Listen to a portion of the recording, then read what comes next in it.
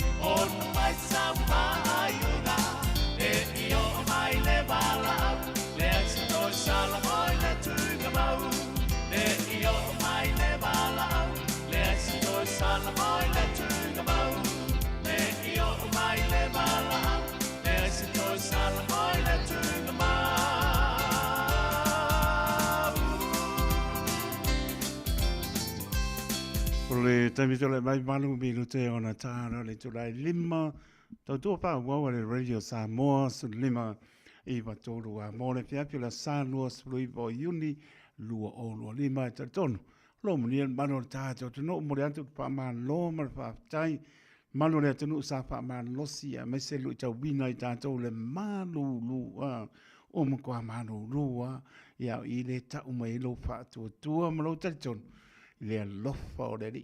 Le as tātou tali atu. Tutu lunga tātou sāma. Vani le whale o le li. Tu whatasi o tau pinangalo. Mo tātou loto. Mo moli le vi ingo le tau langa. Vi ingo pe senga. Tātou whātai i le atua. E lona alofa le neiva yaso ua. Tona iatu tātou maua le vaya sā. Am taina po i o le vaya spo. A o maua lunga longa. Lofa malona angare le ia i tātou. Pamalofa tail malo le tuno i tāpo inga tala lau whaalongo ea mo whaalongo le mātango fio le lofo le ri ea le upo le ola fola fola ina le suli o tātou vai o le māma lama o tātou wana Mori pori pa malo ma fa tai. Le upe ngana venga te tofi tutu la I malu e fia. Tau suina le vai o soifua. Ia wani a nganga mo ia malona malo. Ia malo la vale. Ta pena malo le on saivi. Ia le li. Wai umar mnia sauni. O nisi o sauni ngai fa tau nuina po I le fiafi. Ia maise o nisi o fofanga. Tanga luenga o pulenga o potonga. Tanga luenga pulenga. Tai tonu e fa tau nuina po nia fiafi. Ia pe o sia mato pulenga. E whakaasa I Aukilani, New Zealand. Ia mata nei I le lima le potonga a le pulenga, le au whangaranga pa ia le tuama, lato e kane sia, ia mai se o lalo le taitainga, te maor pulenga sunga le toina, ia maaputanga pa neo ngā, partu e hala ia, mai se maor pulenga kane sia I wiri, lo fatasi ia lo fatene atu. Ia manuia le maaputanga, wa matula te pa noi o no ngā nuenga, ia mana tua mai to itare te talo ya lo fatu a mata mlia potonga tato pulenga I ul mlia o vi inga foi le tua anga solo tato proclame ya se pai foi le tu lai ono fa manu lu le fatu no inga proclame masani ai na fionga loia le urwa ia le o lenda wotrof pe masani le tu lai lima ya ono nisi o fo fanga tato pe ya lua saia e misiel ma proclame pa ya so le ia fa manu loto o le fa pe fa tonu ne fia ia o le fa tonu ina per masani le turai lima ia pa ia so le li se sia sa mo ia la pena ponto foi mai le fionga le partua le ulua ia li o Linda Woodruff ia mo proclame loia ia mai se tu la fono nisio o mata upu ia o sila fia le maro tato tunu mtato I lotu langa tato te saba bandi ai ia auna iso lia tu la fono ia me so tu langa I meo pepa saini ma tu langa te ioe marele ai o mena ia manino mai o io o le au ngana o le ma proclame maloia ia me se lavo le whaaponga le maro tato tunu ia a whapea po io e fia mo te foni whapele au inatu te foni a loia o le orua tasi fitu ono lua fitu lua tolu o le orua tasi fitu ono lua fitu lua tolu e te bana au iai ai te le sua tu lona ofisa I kai le city so ala upule po tūlanga ia mata ume loia me taun fai a pe mai te aruatu a pe mai le ai whapea o le tūlanga nai o ai a tātou maua pea le manino au wale anu iluma o tātou a inga ringa te reo e ka le sia para tonga inu ia malama e esfo e tunu o lo tātou nopia ia ima nopoi o le tūla fono, leise si lunga le tūla fono, ia e manino ia I tātou, le mano le tunu mo tātou ainga, o ne mauwina o tātou tupe, le alu se, ia e whai man mautinoa, ia whaapatai po loia, ia le olua ia lei, ona le whaamanolo, tai pe awhai tūla,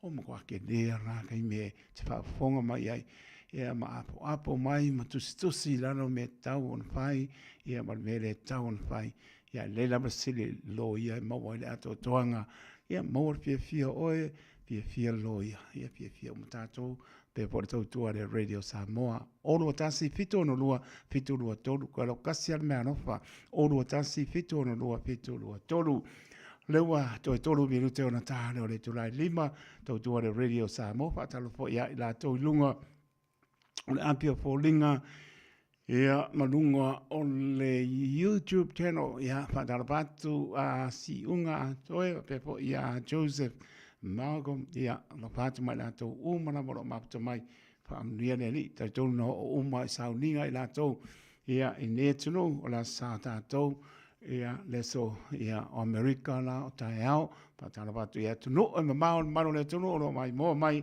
lo fatu ia meso au kelani maru tutua oila au penga runga tofi e o lava nai whana witi fata o tolia ngase o tino manu o tātou tunu ia tari tonu ia il wha maro longa no tātou tua pa iatu pa ifo pa iane ia e mon manosi tātou teo ngā mo ia malon whingano ta loa po I uso tu pa pino tina tuli fasana ia babe mai se lau fie fo I mai le alofa ma le file mo le li o la ngona sa mo alofa te le atu manuia po ne fiafi la tau dungo le ala fa mo le mole au le fa ngai na telefoni e leo se fa to nunga tu o lano tau o langa le Radio Samoa ma matou foi tatou uma o le usta ia o le saunga le mo mota malawa le tuli atu ai lava ia malongolongo po I lina mano tatou tunu ia I le fa to nuina foi ia le mano le tunu ta ora no le mo le pasia mo li ia le lo po ila sa ta tau mula nga vale tuli lo sa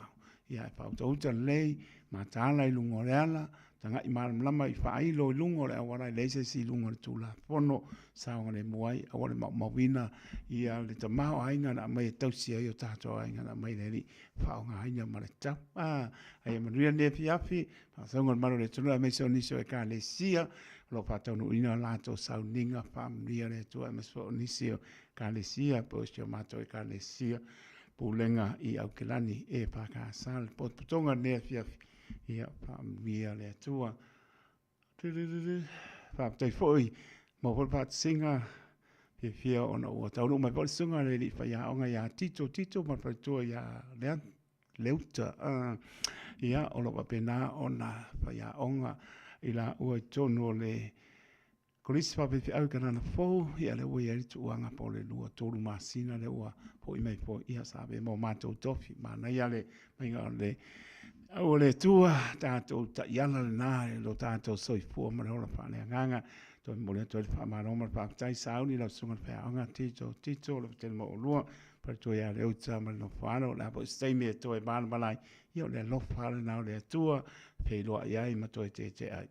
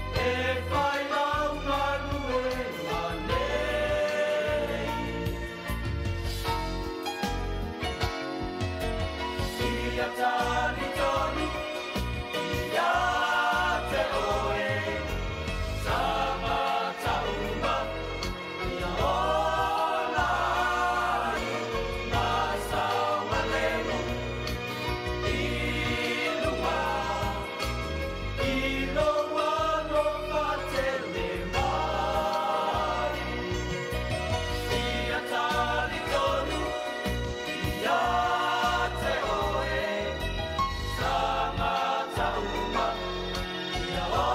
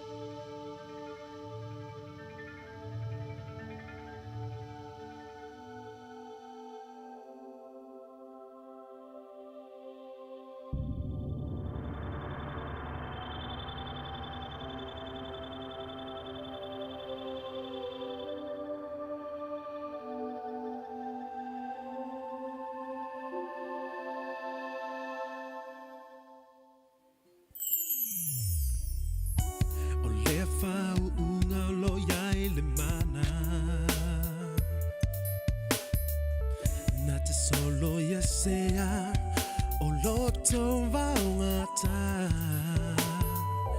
ole malo sianga mota ua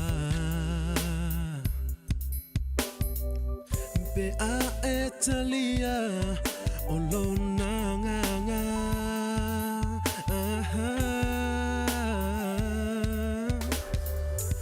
o ilo le fa unga it's up in my lava ile tama Nata patu muina ta ua ile lava mana ua o tali tonu ne le ato atoa o lona mana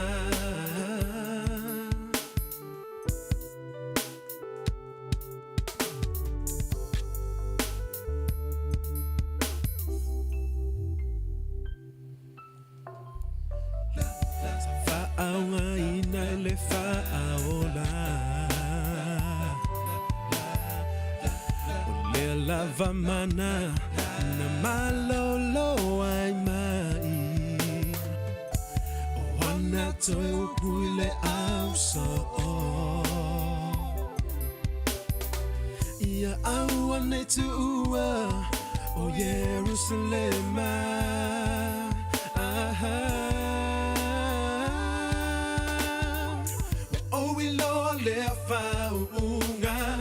It's up in my lava ile tama Nate patu muine ta ua ile lava mana ua o tali tonu ne le ato atoa o lona mana Faine sau filipilinga le faunga Ne mesia o ana fa amanianga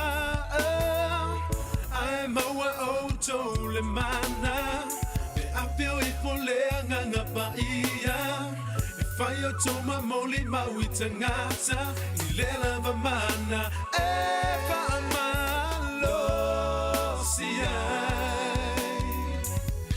I se anganga o tau fa vai vai Ai maua o tole mana e apio I foleanga ngapa ia Fai o toma moli mauita ngata I le lava mana e fa malo siai I se anganga ua tau fa vai vai Ai maua o tole mana e apio I foleanga ngapa ia Fai o toma moli mauita ngata I le lava mana e fa malo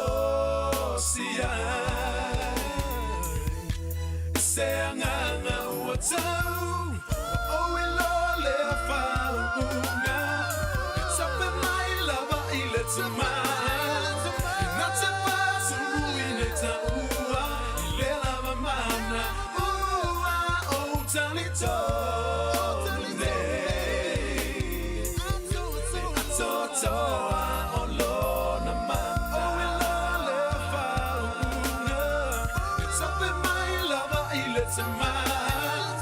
Not about to win it, I love a man, oh, tell it all,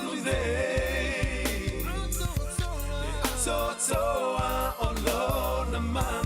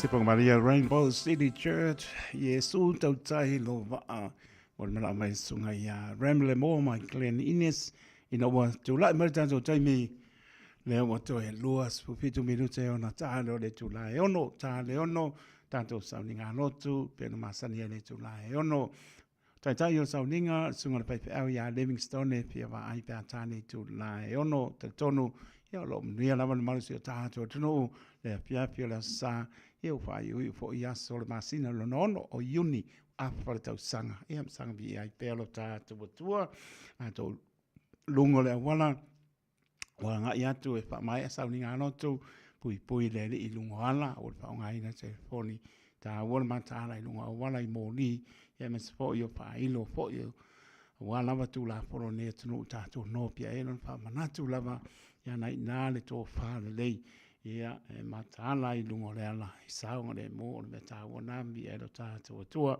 tani tu la e ono, ia on tato se atua le tato sa ina halotu paaptai, ia Joseph Malcolm, papena po e Rem le moa, Meto Mina Mose, Pam, Sua Loretta, Lon Samia, ia pepo ia UP36, mai nato umalama, lo maputa mai lunga, ole apia poringa, ia masoi le YouTube channel.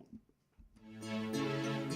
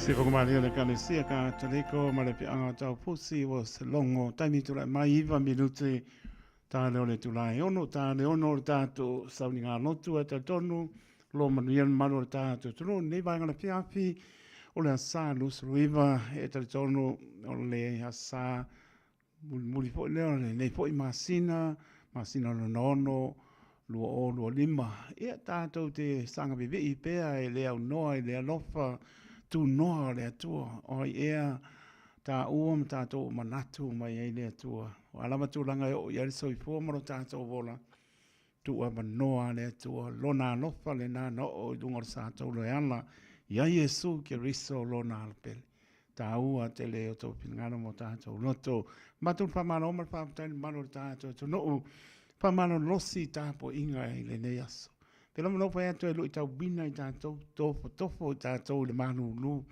e sau lo arke mo isa o se tanto lo lotu le nasa mo ia le ata talo ai le tua e le peta lai mai le tua si batu le manu ia le sa mo le ai e te bala au tua tali le li lo na lo ia tanto fa manosi batu pa tai fa manoma fa manosi le manu le tunu i tapo inga ne fiafi tupi tau whao tau mafa pa lea nganga. Po i bi ngai lea tua.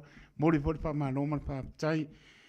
Lea uwhinga ringa tu topia lea tua te penei no launga. Le upo le ola sulu yo tātou vai o le maam nama yo tātou wana. Tātou pia fia wai umarunia. Anu pia fia lea ta oto. Ta pena po i a po fuanga mga luenga le vai aso.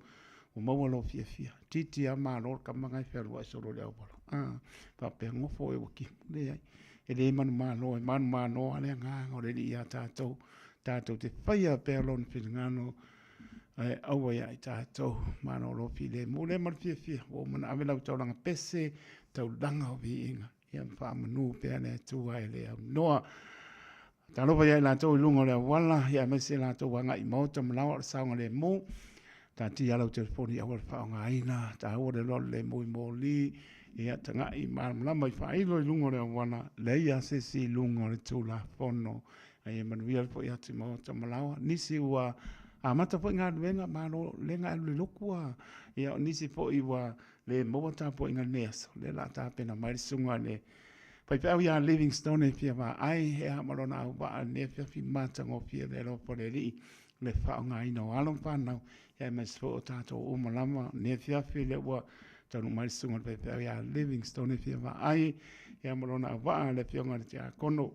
ya torong taua le moli ma mea ia o ia na pe ngai mita sanga ia te mai ta ia so fire sandy pin ia na pe ngai male tuspa ia tai na mai sunga pe pe au ya Livingstone fia va ai sa mora tanu pene se mai ala pa punga ile tato tapo inga Whatalo whatu Samoa i lau whafonga lia fiafi. O mai esi o tātou tāpua i whatasi. I lea tuol te māle alo mare ngā sā. Amen.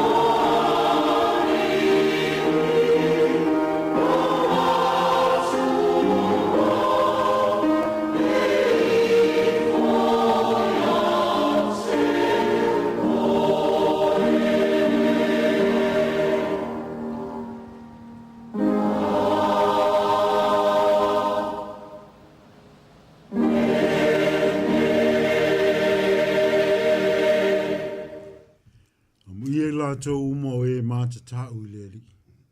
We sava vali o nā ala. Wa e te ai mea ngā lue e ulima. Ia te oele manuia. Ia te oe fo i le lei. Vea lau a wā pe vini fotele mai tu tono lo fale. O lau whanau, pe o ta mai o live vangvangai lau lau ai. Whauta. Whapea o na manuia o le tangata e matau leri. E whamanuia mai leri ia te oe mai siona. O na iloa atu lea le manuia o Jerusalem. Ia so umolo ulanga. E te iloa atu fo il whanau a lau whanau. E ia Israelu le manuia. Si o tātou tāna. Nā liuri walo mai au fufonga lofa le li ele atu o tōu tāsi pa iai. Ila mātou i fonga a whainei. Li mai lo anganga pa ia ni e wha ato to ina ilo mātou wha tau wā. A whenga iai mātou ma le whātino ino le nei sāuninga pa ia. Ia tonu ai ma le leimea uma mātou te whaia. Ma waisewe inga o lau o fio le rie le atua tō tasi pa ia. Il te maa le alo ma le anganga sā. Le i māso umalawa e o le whāwavau lava. Amen. O le pese o saunia mo i tātou.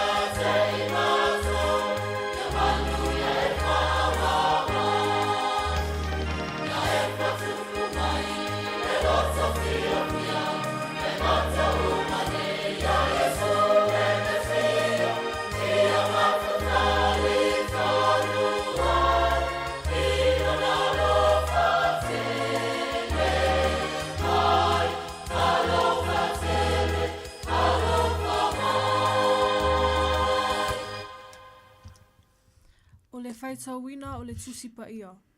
O le a maua mai lea i le tusi o Deuteronome ma tā upu e lua se fulu walu, a o le whai upu mua mua se ia o i le whai upu e se fulu wha. O le a au whai tauina. Whaafofonga mai i a fionga pa ia a le atua. A whai e te matua whaalongo i le si ufofonga o le ali i lo atua, e ana e whai ana polo a inga o malawa o te whai atuai a te oe i le aso nei, o na wha sili ina lea o oe e lea li i loa tua i nuu umalawa o le lalolangi. E maua foi e oe o nei mea uma e manuia ai, e o lava ia i te oe, pe a whai e te whaalongo i le siu fofonga o lea li i loa tua. E manuia oe i le a ai, e manuia oe i le whanua, e manuia oe i lau whanau, ma le fua o lau ele, ma whanau au manu vai wha, o tama au povi, mau lafu maa moe. E manuia lau ato, a toa ma lau mea e palu wai whalaua. E manuia oe pea e sau, e manuia foi oe pea e alu atu. E tuuina mai e lea lii oe ita ia te oe langa mai ia te oe, ia fasia i au luma. O le ala e tasi e o mai ai i la ato ia te oe, a o ala e fitu e sosola atu ai I lātou I au luma. E pule le alii I a manuia oe I au fale saito, ma mea uma lava e tangoa I ai au lima, na te wha manuia foi I a te oe I le nuu ua foa I ina mai e le alii lo atua I a te oe.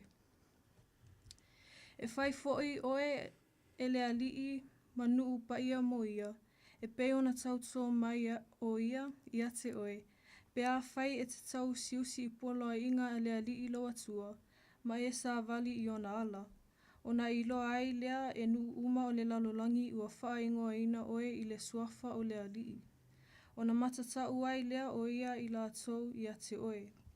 E whātele ina e le alii o mea lele I a te oe, o lau whānau, ma whānau au manu vai whā, ma le fua o lau ele I le lau ele na tauto ai le alii I o tama na te fua I na mai I a te oe. E tatala mai e le alii lana tuunga o loa lelei ma oe, o le langi lea, e fua I na mai ai o le ua I lau nuu I ona pō e tatau ai, e wha manui ai foi mea uma e te whaia I au lima, e te avatu mea I nuu e tele, a e tele no no atu. E whai foi oe e le alii maulu, a e le whai maiu. E te apito a lunga lava, a e tele lau lalo, pe a whai e te whaalongo I polo a inga le alii lo atua, o te whai atu ai I a te oe I le aso nei, e tausi I ai, ma e whaia.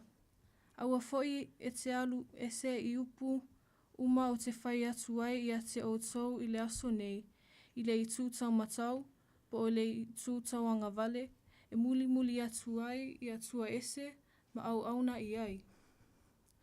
Whaamanuia mai le atua I le whaitawina o ana whionga pa ia, ma ia tū mau atu I a te ia, lona lava vi inga, nei ma so uma e o I le whaavavau. Āmene. Tātou whamaulalo I luma o le atua e ala le tātou tutalo le whawhitai, tātou whaato ese, ma momoli atu nisi o tātou manao, tātou wifo ma te talo I le atua. E pa ia lava lau o fio le atua o le ona mea umalapa. I le amatanga o le nei lalolangi, a mea ua tumuai o le atu lau, ma e ono nofo ai, o lau o fio lava o le pule au lungana atoa malalu nei. O lau o fio o le atua o malo, o lau o fio o le atua o lanu mangangana, o le atua o ekalesia o le atua o tangata. I le nei tū la fiafi lo mātou atua, wa moumali e atu le malama o le nei la vaso. O le aso sa tā la ai fai tutoa o malu. I lea ekalesia ma lea ekalesia e ala. I le whawhetaia o la ua fio, pe ato e tō manatu I le nāwa iaso o alu atu, I ona fe au ma ona ngā luenga o le tangata malana nā tiae. Ai maise o le tapua inga mau, tai o lau ekalesia o atu nuu, o ta māmati nā mātutua I tutono maota malawa, I so o se alala whanga I tutonu lava o le nei atu nuu. Le nei tu la fiafi le atua ua malo pule, ua malo a fua I lau ua maua I loa lofa, ma loa anga le leie le mawai mo I mātou lau whanau. Ua mātou au lia mai ai, le toea so sao le lona lima, le lona ono le nei o masina o la mātou fōlaunga o le nei tausanga whawhitai le atua, o le a ea sa mātou tala, tali atu I loa lofa. Ua le ai lava se upu I o mātou ngutu, a ua sila fia e lau fio o mātou loto uma o I mātou tangata teito atasi. Whawhitai loa lofa whaalia, I le soifua maua, I mea ua e foa I o latou ao mo mātou lima. Tau selo mātou ola ai sili ai, la mātou tau tua I lea whalisa ma lea whalisa. Whawhitai tele lea tua. E ui lava o loo wā tau, nisi o atu nu o le nei lalolangi o na suenga o le pule. Ai mātou te whawhitai le nei atu nu o New Zealand, wa bea mo mātou atu nu lona lua mātou te nonofo mauma wai mā tiae o mātou wā inga. E ui lava I whainga tā leo langa, au lo la ngona lava le mafana fana o le pa i mai o lo walofa i le nei la vaso ia i mātou lau whana. O whaftai le atua i le nei aso sa o mātou ulufale, sa o mātou whalongolonga i ala i o sui wa aia i le nei la vaso o whapa ia ina mo lau fie a wā lava ni mea ai whale anganga mo i mātou lau whanau a mātou iei pēr i le nei o langa i le tu. Mā whaftai te ele le atua. Mātou whaftai foi wa mātou tau nuu mai la lois fo le nei ofisa whasala lau o lo manuia le ua vea mataitai. Mai se foi o lau au na lo whea ngai matiu te whai le nei pō. O lau au na nei foi ia mai so i mātou uma wo foi nato o mātou tangata whatau wā. Au a lava la mātou loto whawhitai. O na ua whao ngā ina o mātou tangata. Ua whao ngā ina o mātou taimi. Au a lava lau o fio le tua lo mātou tamaa. Mātou whaftai mea uma lava le tua. Silsili la mātou whaftai o na le taulanga tūtasi na saunia e lo walpele o Jesu Keriso. Na maliwai o ia ilunga le sātauro. A lava i mātou tangata ngasala ma le nei lalolangi o whaingata. Le tua mamanai. Ua nao lau o fio te sila fia o mātou tangata. Ua e sila fia le tūlai o mātou vai. Ua e sila fia le whatangofi o mātou lima. Ua e sila fia le vaai o mātou mata. O mawhauwhaunga o mātou loto. Ua sila fia lava e lau o fio mea uma. O i mātou foi ua avea mamatai tau si ainga i o mātou ainga. Ua vai lewa i mātou mati a kono e tau tuaina lau fe au malau ngā luenga. Ai pangala valea le atua. Ua o mātou le whaia o mātou tiute i le whamaoni le tonu ma le sao. Ua o mātou whaia ina ia maua so mātou vi inga. Ua o mātou whaia ina ia tau le leia i mātou i le mea le nei o langa. Au o mātou le whaia ina ia whasilsili na ila ua fio. O le ala lea. Mātou te whātu ese ai ma le loto mawalalu. Whamole mole. Whamangalo i mātou. Whamangalo Samoa. Whamangalo i mātou umalawa teito tasi e o lo mawhai. Na whafonga mai le nei tu la fiafi. E ala i le toto o lo ua le pela o Jesu Keriso na malingi i lunga sa tauro. A wā i mātou tangata ngasala. Le atua lo mātou te mā. O e lawa na e wheta lai. A iai se mea mātou te mana na o ai o mātou wole mawala au i lau fio. E ala la mātou te talo. Le atua o e sila fia mana onga o i mātou malapa. Mātou te tu atu pē i lau fio. A wā lau fio te lilingi fo manuia. I a Samoa. Te tono le nei e tunu manisi i tua le nei lalulangi. O lo o au mau, mo o atu iai whasalau ma le nei le tio. Whamanuia i au taitai. O mātou atu nu pele o Samoa si o mātou atu nu o mātou motu mai ma le taula. Ona o e sila fia, mafua anga o mātou tu aia, mana tua pēla mātou te talo. Ia i lātou a vea ma taitai au iai pēa, i whainga tau le nei o langa. Mātou tu atu pēa i lau fiu, i to e li liu le tō whaa. To e whaafo i lava Samoa i lau fiu e manu i ai mea uma. Le nei atunu o mātou wola manu no whai whaamanuia. Whaamanuia ia i lātou a vea mataitai, ia e maiso i mātou uma lava le atua. Mana tua la mātou tatalo.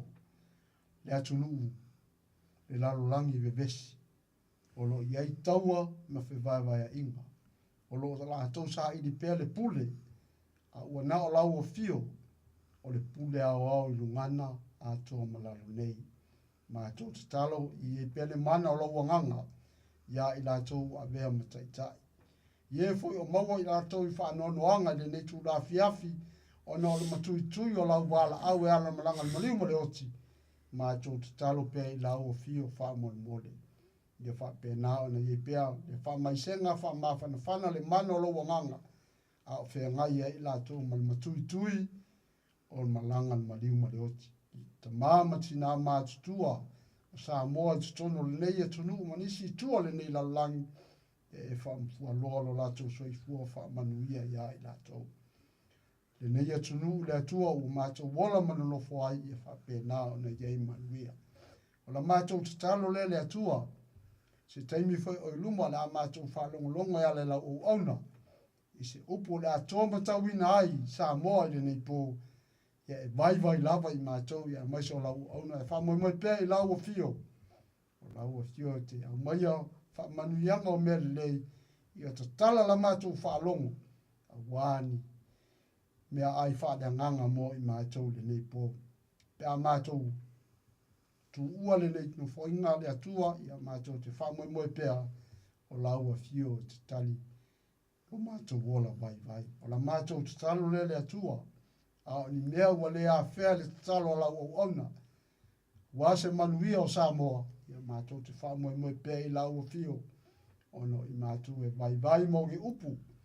Ia o lau o fio lawe te sila fia mea uma. Mātou te talo le atua. E ala atu le toto lo wara pelo Yesu Keriso lo mātou ali i whaola. O le na maliu lunga sa tauro. Amen. O le pese saunia mo i tātou. Oh,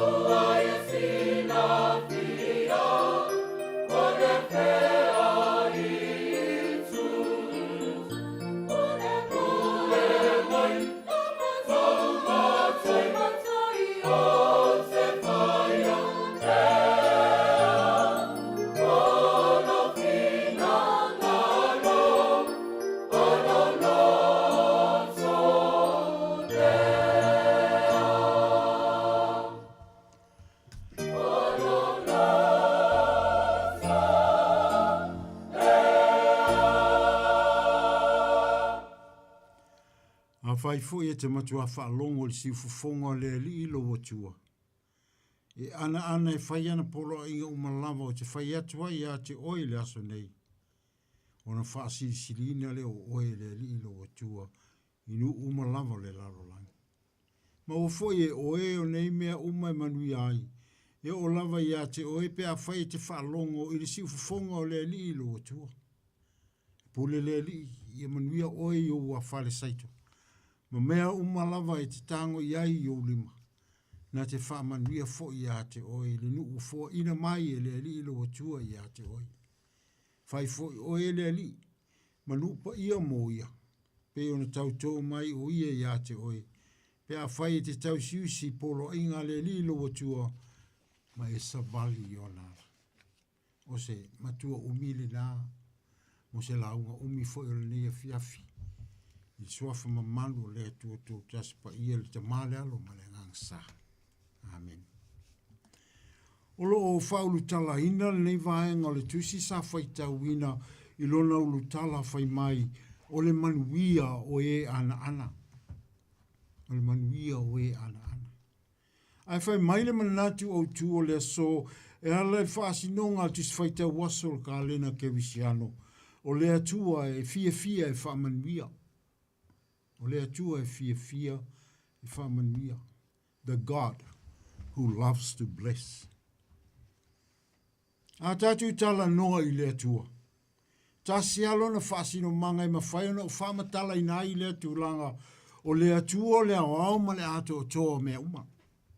O lana pule e au lava le i mea o le langi ma le laro langi. Wa o ia o le afuanga o mea uma. O lona mana, tino mai ai mea uma o le fuafuanga i le amatanga.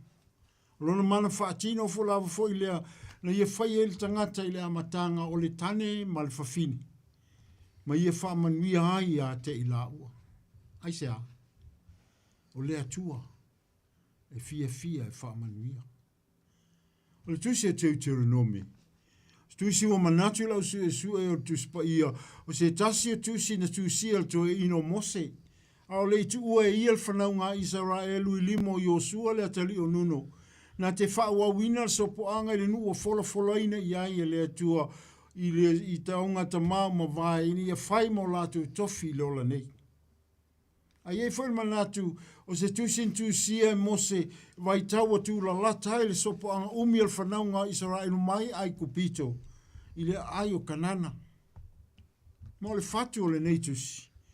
Pe se i o se tusi lona lua lea o lo to au mai ai tu la fono na moai tusi e le tusi o e soto. Ma le wha moe al to ino mose ia nofo malama lama le whanau ngā Israelu i le ala e manuia ma to o file mua le nu. Lea. O le ana lea i le atua. Ioi. O le whaalongo lava, ma usita i le si ufonga le li i le atua soifua.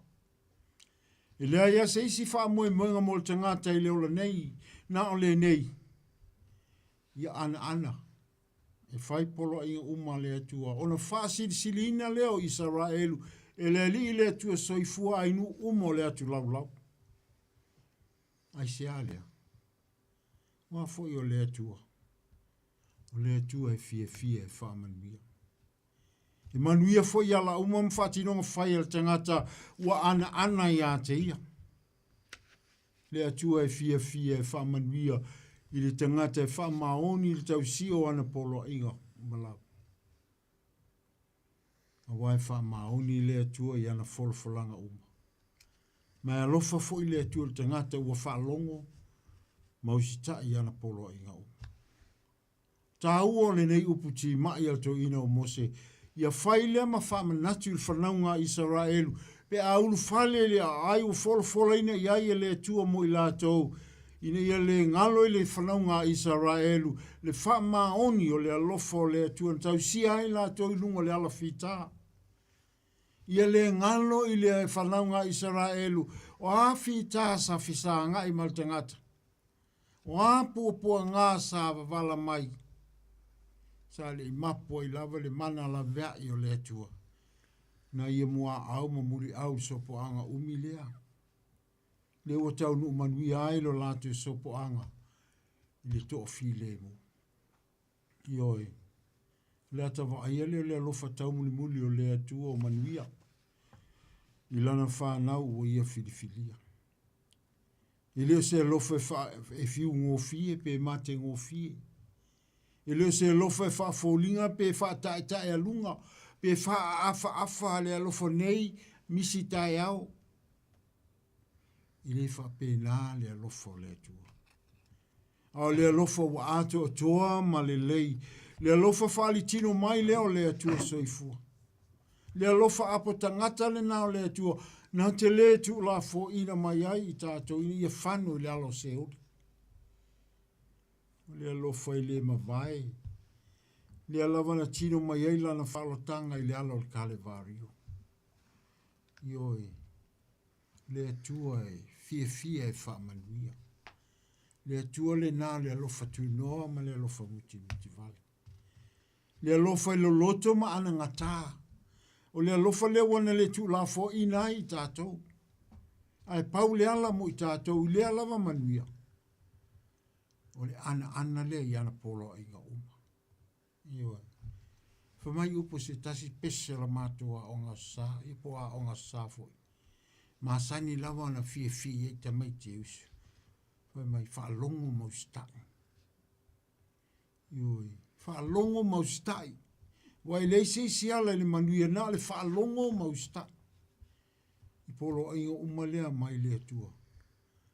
O le manuia leo ala uma. Tātou i te sāwali e le ni ola. Pa iai le au whaafonga le nea fiafi. O le nā se whaamanatu mo i tātou uma. Awhia maua le manuia mai lea tua. Whaalongo mau stai. I polo inga uma mai lea li lea tua.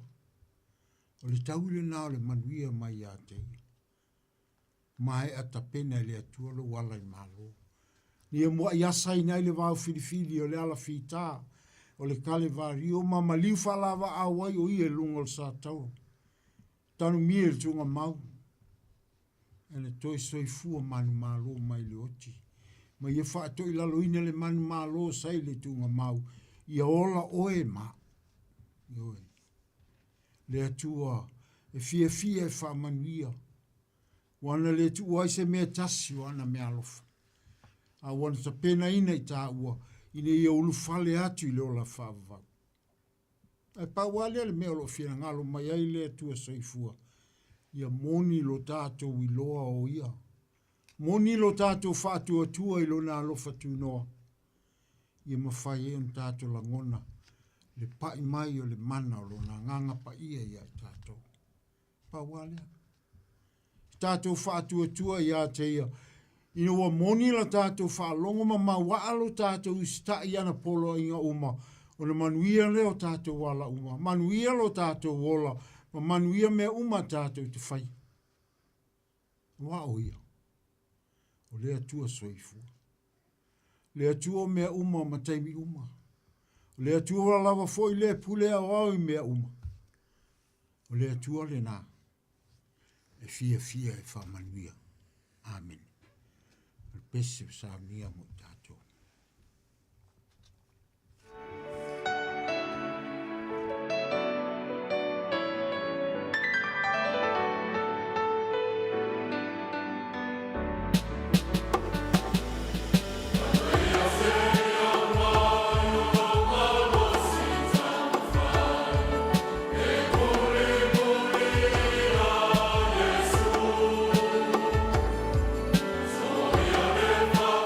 Feel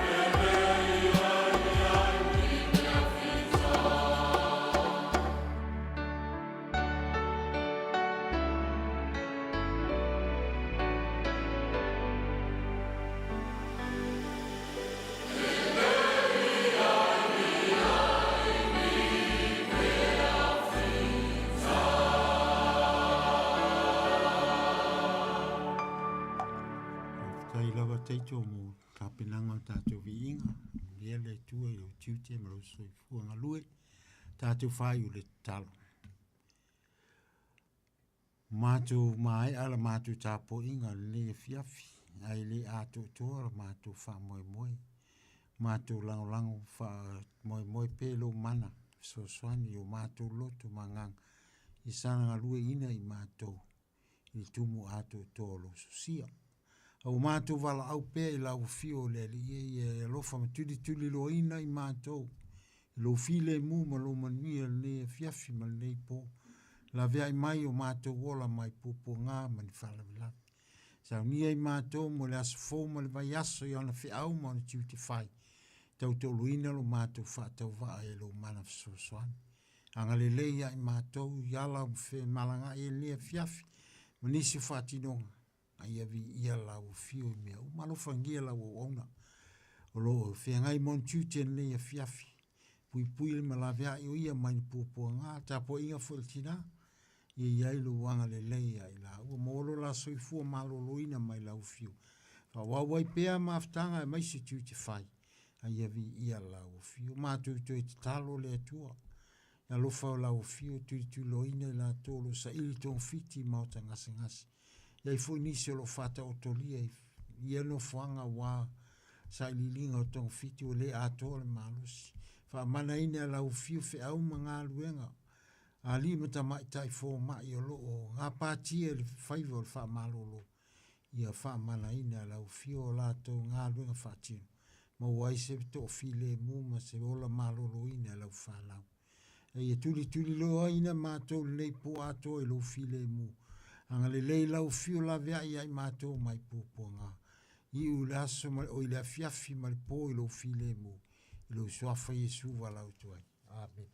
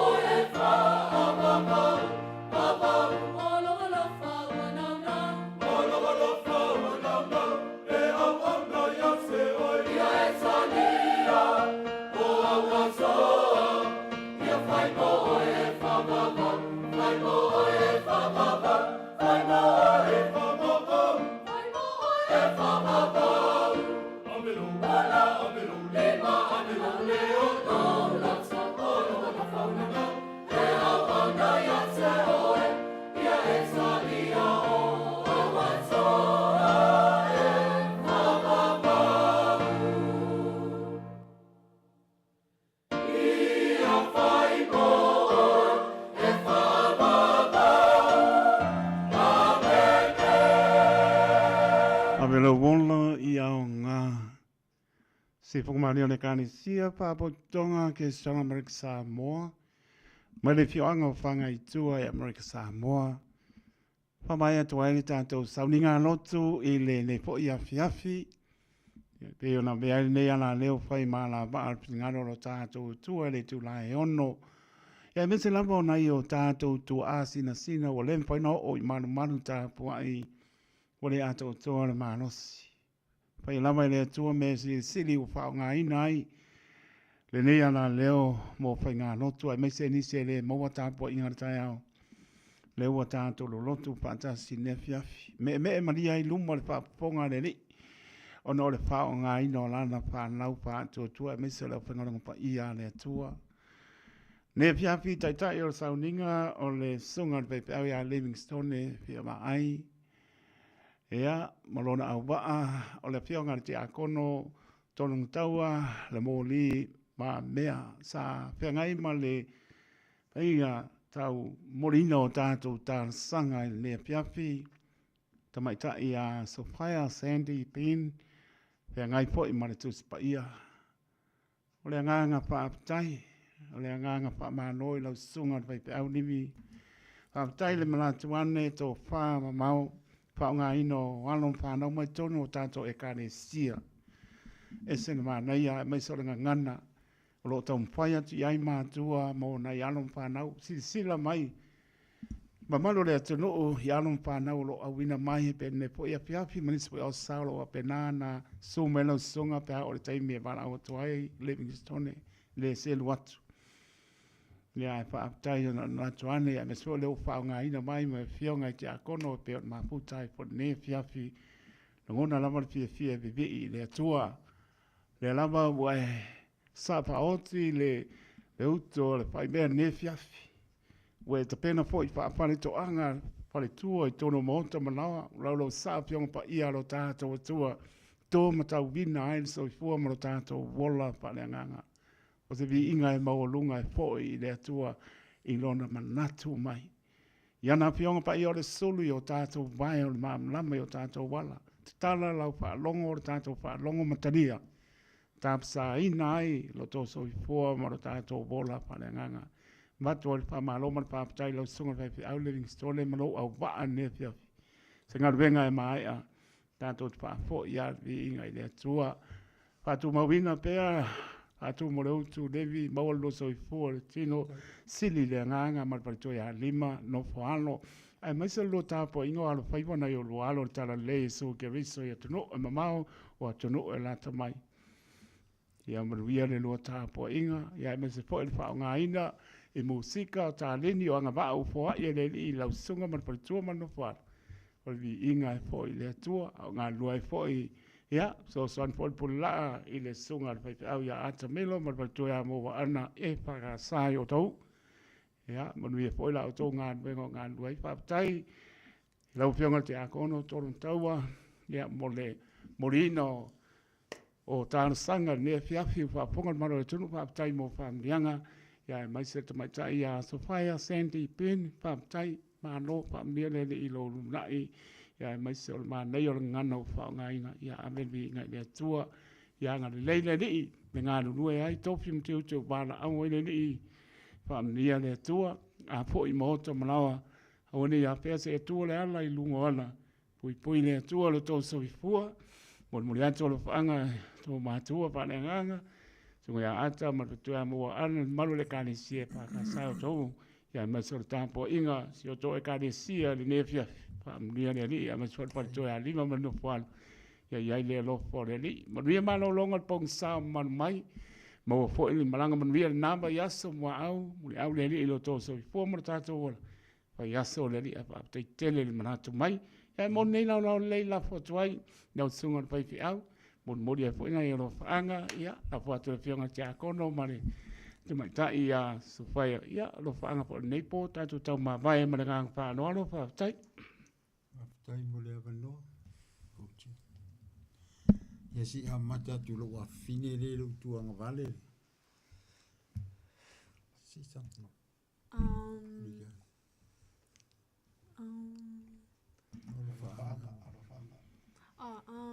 shout out. Yeah. Shout out to all my family, and especially the ones who couldn't make it here today, especially my nana who's in hospital. And yep, God bless. Ai le fai atua o alo whaanga. E mua no o whaftai le sunga ia livi. Ona o lana wala au whaalo alo. Ua o mawhai e ona o saulalu mai. Mā tō te tō lua. Mā tō te tō tolu. A wala wale lotu le nei tū la fiafi. Ia olo uingoa le nā o tō sila fia. Tolonga taua le mori mā mea. E mumori atua i o alo whaanga. Isi o tua whawhine ia lufi Gilbert i ne New Zealand. Ia e meso a ingoa. O si o Tamā. A ingoa si o Tina. Ia e meso o whanau. O mātou whanau. Ia e meso foi o tua ngano. O si o tō lua ua mō mari atu. I la loi Wellington e moso se vaenga. O New Zealand lo papa au marino fuai. O la utatalo. Ia tātou wheloa i pēse aso i luma. Ia manu ia tele, fua fuanga o le nei a fiafi, so i fua ma ia manuia. Ia, whaftai le sunga le ao mo whamanianga, i le masau salfo nei tū. Ia whaftai fo i mo le amana i o nei whaatau wa, ala nei to whinga wa, tuina mai. Whaftai fo i mo la o wa nei, le whionga tia kono, ia mese le afini. E ia o te iloa whaita, tele tutuangia ia ai. Whawa noa lava taimi o no le whamui moi. Mule atu whaftai a te urua. Ia o mo ngā lofa mo mātua tālo sia. O lo whaafonga mai so si tafa o le. Ne atu ma le ke lope whafa. Ia iai le file mo ma le anga le lei o le atu e lo tu soifua. Whaftai fo i mo. Tāpo inga ma tālo sanga o lo to file mo i me uma le lei tu o le atu nu. Mule fui alo whaanga i le. Fine aso whaia, o lo maua tala o lo whata otoria, sa ni aton fiti whalmai. Ia iai pele mana o le atua fsoswani a te oi, i ni mawhain tue whafuisia lo malo si tino, whawawai tiuten whaiva. Lo whiangai ei alo whangia foi, mātou e kāle sia uma, ia inga lotu i te maam tina, se o lava i e pito iti whata wau whanau, ia iai manuia mal file mo le atua. Ia te utou uma na i o ainga, whanau foi o lo tapua i mai, so staff.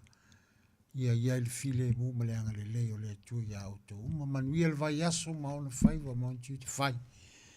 Ia manuia foi lau sunga le a uma le whalitua, ia meise tuti, ia meise foi le pūlenga le maleo whainga lenga nei. Maua pēle, so i fua la le mai le li o a whaiva tuti whai, manuia toi tu lao ne fiafi, i lau sunga mga luenga. Pui le atua i aonga le leo le atua lo soifua. Manuia tele le fiafi le alofa le atua, whaftai. Aro whaftai, mai ta sia lo fonga, taloa le fiafi la sunga pe au levi, lai mo whamdianga, pe po le whianga te akono ia tōrung taua, ia masfo le te mai tai a sa whaia, manuia po ia, po whanga mga ruenga le vai aso, hai pa soifua ia? Ia, soifua lava. Let's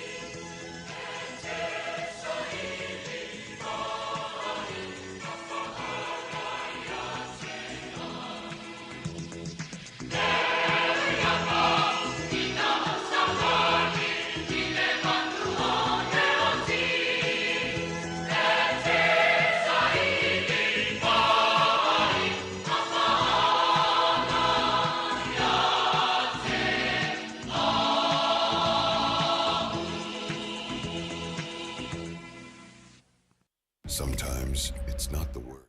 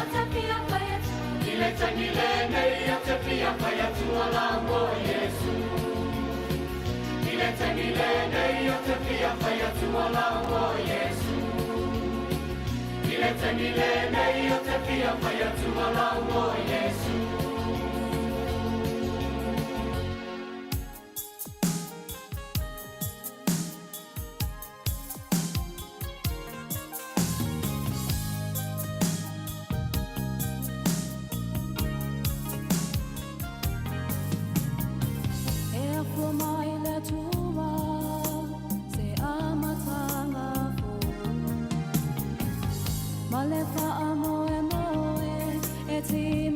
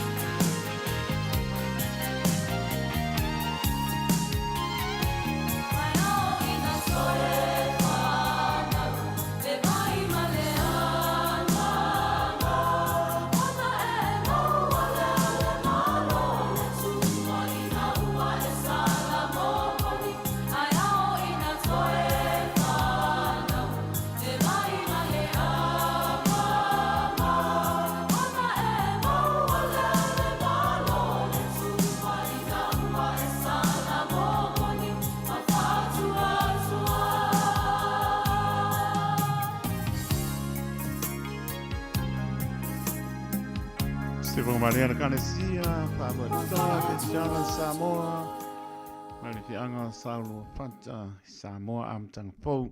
Taimi tula mai le ua wha minute, te a le tulai fitu i le tautua le Radio Samoa su lima i matoru a mo manato o manuia mano le atunu o nei poi vainga le piapio la sa e alto e sa po nei masina no iuni le aporto sanga lo lima mi ia pelo tātou tua, te tono i maota malawa, to mori pa ma lo ma pa tai, a toro tātou tunu e na pa ma no losi, tāpo inga le neas, ta sia le aso, tātou te o le pale o le ri, tātou te tāpo a i ma vivi i lona alofa, lona anga le lei le pātua oia, e le toso i fua ma tātou ola pa ma lo pa tai fo i lau pengara venga te tofi, ya mo te penaina launga so se to vine wani nganga mo ia marona malo pa malo fa tai panga solo tat por clame la minute por clame ya si singa mo tanga se mai atana tato leino aso for maro tato tru tani tu lai banu to fa lola le lua ia lofa tani tu lai iva ya manu manole o pomoni tani tu lai spulu tau longo atu tau lunga fo lea o le tautua le una patau vane po vahenga o le po o le sa luas ruiva o ioni lua o lo lima. Patau vatu ia sua Loretta Lone Savia ea manola mana maputa mai pe po ia muripola a matanga mose le ngata lea o le tele malanuola tuto fa moe pin ea manola ma whaaputai tuita lili mai te va e sua moe ea manola ma maputa mai ta po inga po ko pa nga no tu ne fiaf na pina me so ti akono songa tai songa pa fa ya Livingstone fia ba ai pa ma no po ya tu mania to ma tu ya na pepe pili ane ma pa tu ya san masina le o to nu la malanga i melpone tu sa le manu lu ina a le pepe ya ma manu lu o au kirani le o yai ya te tono lo mania pa tai le ma to mai melpone Pionga le au pepe ma paretua ma no whaalo munia fo i leo pe ai fo i. Ia tuno e mao le asa imi toi fo i mai. Ia alo whale li. Toi taita ina mai le roa so i fua. I le alo whale li. Lo spirit sisi. Ia ma alo la. Ai fo i. Fran moi po jean. Ia ma alo la ma whaatai me la to uma. Tala vau le ota. Ia ma alo lo mori mai whaatai mo le ngano tu ia. Vi ele li. Ya kopo eti ia mi eleni ma lo lava io fionga pa ia lo tato tua tato fia Italia Elena tauti fia va ai ma lo leva mai jaila pen ya ma lo lava me so ia Joyce Livingstone fia va ai ya ma lo lava tapo Lupesina Livingstone ya ma lo pa tai ele ma puta mai ainga no for fanni ma lo solo mua Yeah, good girl, my princess Sophia Moy. Yeah, been here and now. Yeah, ni no pa to ino fiong pa ia no tato tu ana fini ia Sophia. Ele ne fiafi Florence Evie iata. Manola va pa tai. Yes, diva. Wa mai nga manulu sini Oscar dia pele. Au mana ia mafan panai manulu me pone mafan pana ia Prespen. Whaatai tina na lau, whaane swafa, na lau taua sā pepe, turi, mai sā pati ia lofa tele atu, lo e maputo mai Hinton Avenue i Marapat, ia lofa tele atu mo ori tina, whaane swafa, inga na lau taua sā pepe, turi, mai ngari, whaatai. Malo biruta o te ane tula e fitu, swafa manumanono tātou li o Yesu Keriso o te whata lofa tuai, so sa mautanga se ngase i mauta malawa i la tota oto lia i ngase ngase original. Leise me lilo le silfanga lo tātua tua. Pe lau no pai atu. O lo whatua tua e te mano loai. Fi tāmpa in tāo le ala e o umai e tātou. Alo o sila mai pafonga le li po feo a ngai e lau saini. Nā lo fia ngalo a maro lo toi fia sila e le li. O lama pita lo pe ngai ai ti ngā ora tino awani o tātou wha vai ni tsalo pe tasi pe lua te au ngangi atu ai i le li tani lo tātou tua i lona lofa ma lona ngalei. Lana whamano longa, so sa mauta ngase ma oto malawa mo moli atu whamano, whaaptaile pande, ma lolo nsaya ta oto ai lunga o lo moenga, ma ai mata o lo nganga, mata ngō fia o le li malana whamano longa, lo pa i atu, pa i ane, pa i fo, maua ma losi tātou te au nai mo ia, lo fatu ia tu roe ma so so mo ngase mo malawa mo mai le tato proclame o asi singa i mo ngase a lo fatu le atu.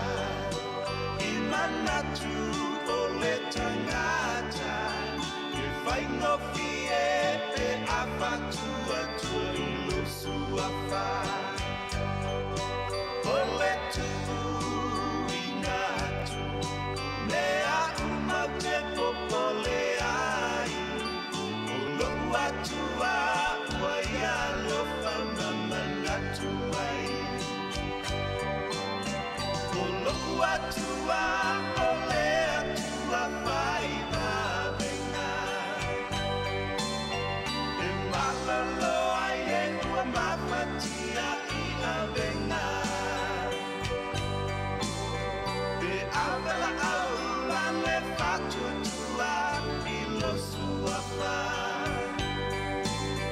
Olokua tua olea tua faiva venga Olokua tua olea tua faiva venga E malolo ai e ua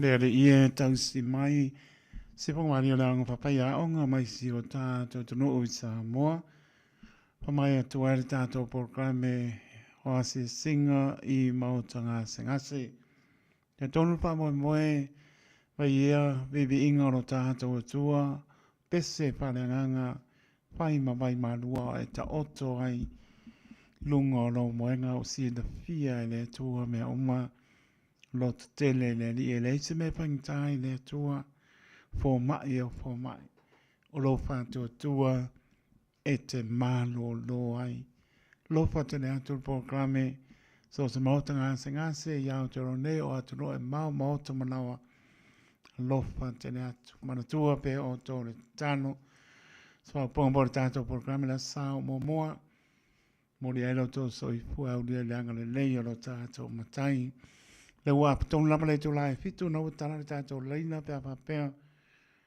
o ia ni asa so I fu le mano tato to no tolu fitu tasi lima I va tolu no mera ia wala uma ia tato meli na va no pa mole a pe po linga ma lungo le YouTube channel ia ole na pe o e filngalo e fabrielo aso I fua I le afiafi le nei le pola sa muli o yuni.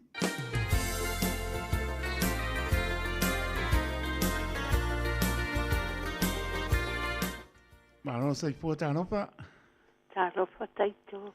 Wa mai le marulu lo pema tia kono mara ngani. O le ala vai marulu si whaftai. Ia le vi atonina. Ia whaftai la taito. Ia, mora no. Malo lava le tautua atu nuku. Tai lava. Malo fo le ngā lulu e le asa pa ia le ali. Tai. Ia olo whaanga whamanuianga mo si o uso lo fo mai sa mo si o mato wa inga. Ia, te mai sa I leo palavia lau ie. Ia palavia li ia le atu ele nei aso wa ato. Ia ilo fitis furuma le tolu o tausanga. Ia le atua o na o leo lau fo ina ia te o le uso polo mawhai ai.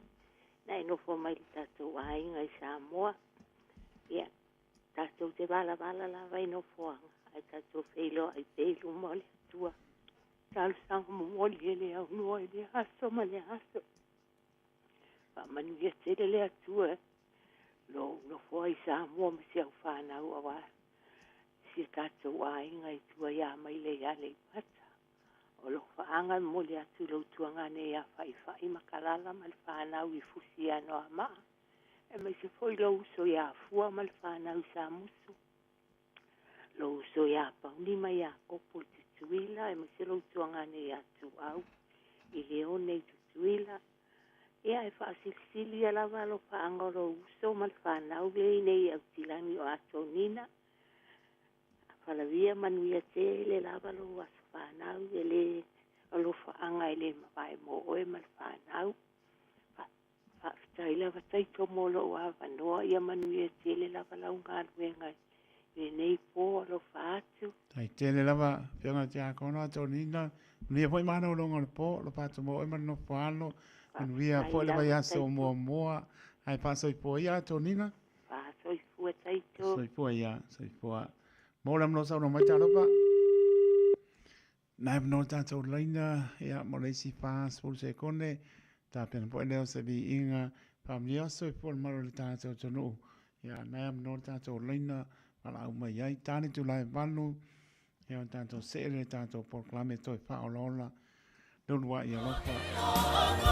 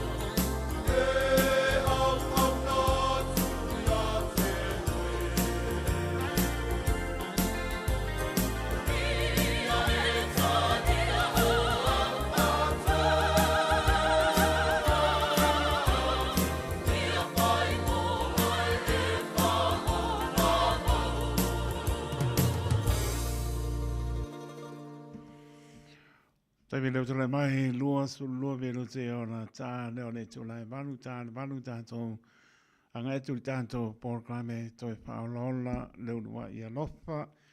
Me le patau ba au ona e whai ma pongpa leo le pōlenga le Radio Samoa whamniwa soi pōle maro le tātou tano te mā tina o so matua whapinta la manai pāna witi o tō manama whamniwa tō wasoi pōle so anga leile li toi whao popo nisi tau tanga stele soi pō maorai tātou manatua pēa ia mea pe tātou e whaia lona piningalo manuia tene tō wasoi pōa se pōmalie la ang papayanga mai si o tātou tunu whamniwa soi pōle maro le tātou tunu e lo tā mai ua whaptai.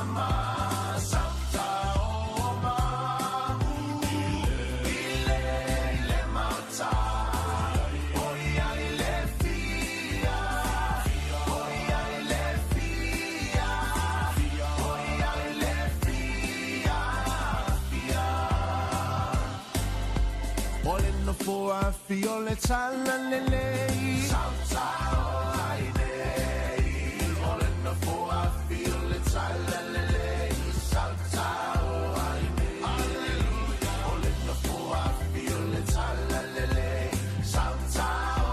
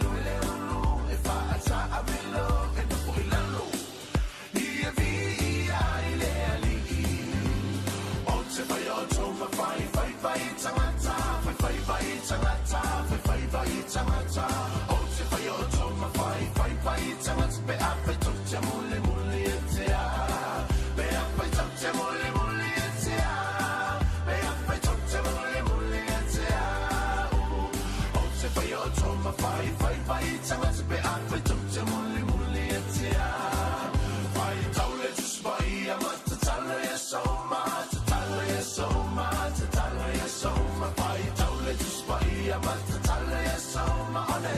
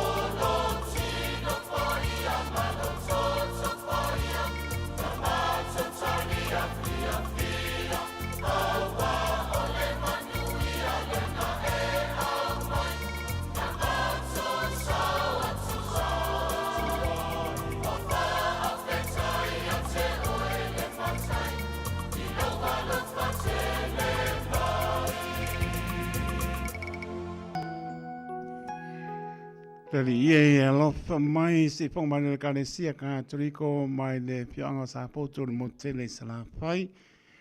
I no wo tula i martato taiwi le wa lima minute o na tāna le tula e malu tal tonu lo manuian maro le tāto. Tuno o ua ngai atu i mōta malawa o na o tāpo inga whai upo nei a fiafi le lofa maranga leo lo tāto tua.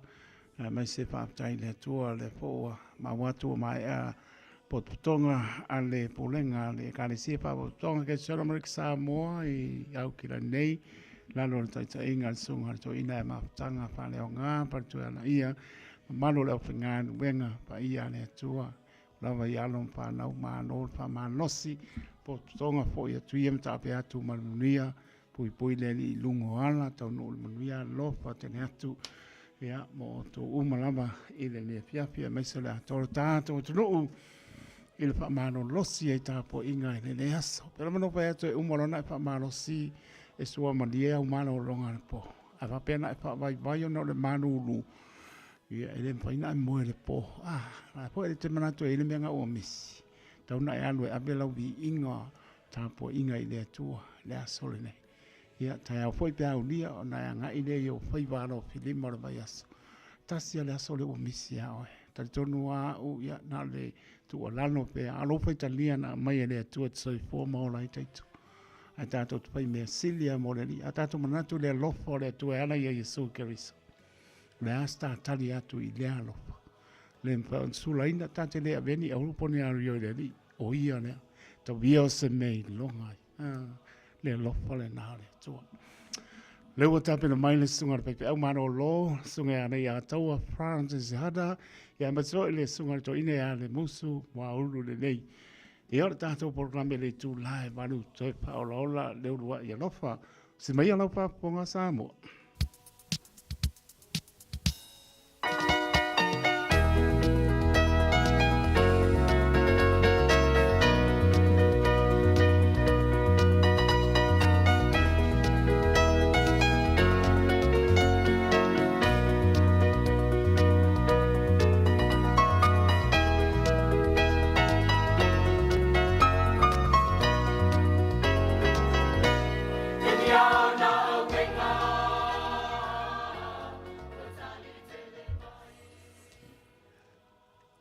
Manatu nei vaenga o le fiafi ia avea upu o le whaisalamo tawita e whaatalofa ma whaafelo e tuai le paia maulunga ia o lo tātou atunu pele Samoa ua whapere whamtalanga le whaisalamo vivi ia tuia o tau ia Iova au wā e le lei o ia e whaavavau lava lo nā lofa.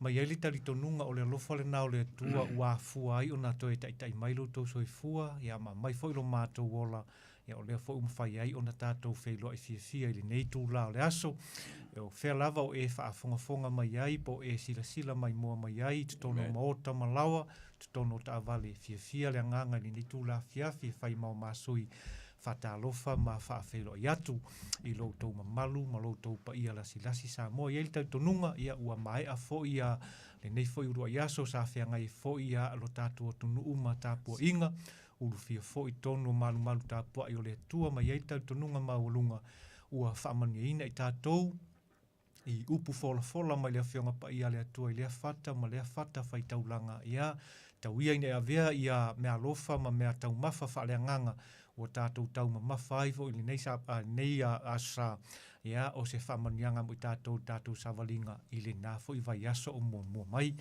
Ia whamania tele lava le tua i lautou whaafonga tātou polkalame whaauawau o le toe whaolaola le ulua i alofa lea ua ma iai fo i nei ma le tātou whaiaonga whaapitoa le tuspa ia le fionga i a li a taua Francis Hada ia o le foi ua sauni whaasoa tufa mai ia whaalumanga whaaleanganga le tua e ala i le tuspa ia ia o le titalo le lausunga i le whaiaunga nea fiafi ia vea lava ia le ngaluenga le anganga pa ia o lo tātou sosoani sili o lo tātou whaiaunga sili fo i lea e tauto luaina lausunga le whaiaunga ia o whaamalama ma whaasoa mai ia le awhionga pa ia le tua ni neia fiafi ia veo se whaamanianga mo i tātou umalava ia maua lunga i pea le vi inga o lo tātou matai ia o le au saunia sa tātou titalo ia o na tātou whaasoa lo lea i le tātou polkalame ni neia fiafi. Lo mātou tamai o le langi ua sauni fo ia lau auna mai mātou nei e tala lau o fionga. Se ia mai alawa fo i se upu mai tutono lau o fionga pa ia le tua se i o mātou whaalongo ai i le nei a fiafi. Talo le tua o whaonga ina i mātou e maiso lau auna whai a onga ni nea fiafi a le a taua o se mea whai ngā luenga ua whauina i o au. Talo whaamole mole le tua le ngā luenga le nganga pa ia whaamole mole a fio ifo i a soani whaamalama i lau auna le upu fola lau fio le nea fiafi i a veo se whaamanianga mo i mātou a wā o au fionga pa ia o le sulu le i o mātou vai ma le malama i o mātou wala. Whamanuia whaafonga mai o lonu, whamanuia o whea lava o mātou a whalongolongo ma mata mai ai ia veo se whamanianga mo i mātou māwalunga ai lo vi inga whamania fo i le tua i le nei ala leo o le Radio Samoa mai se lau auna o ia taito o le o lo whaafoina la mātou polkalame ia iai au whamanianga mātou wala au nei mea uma e ala atu ia Yesu lo mātou o li ima lo mātou whaola o mātou talo tuai. Amen. Yeah.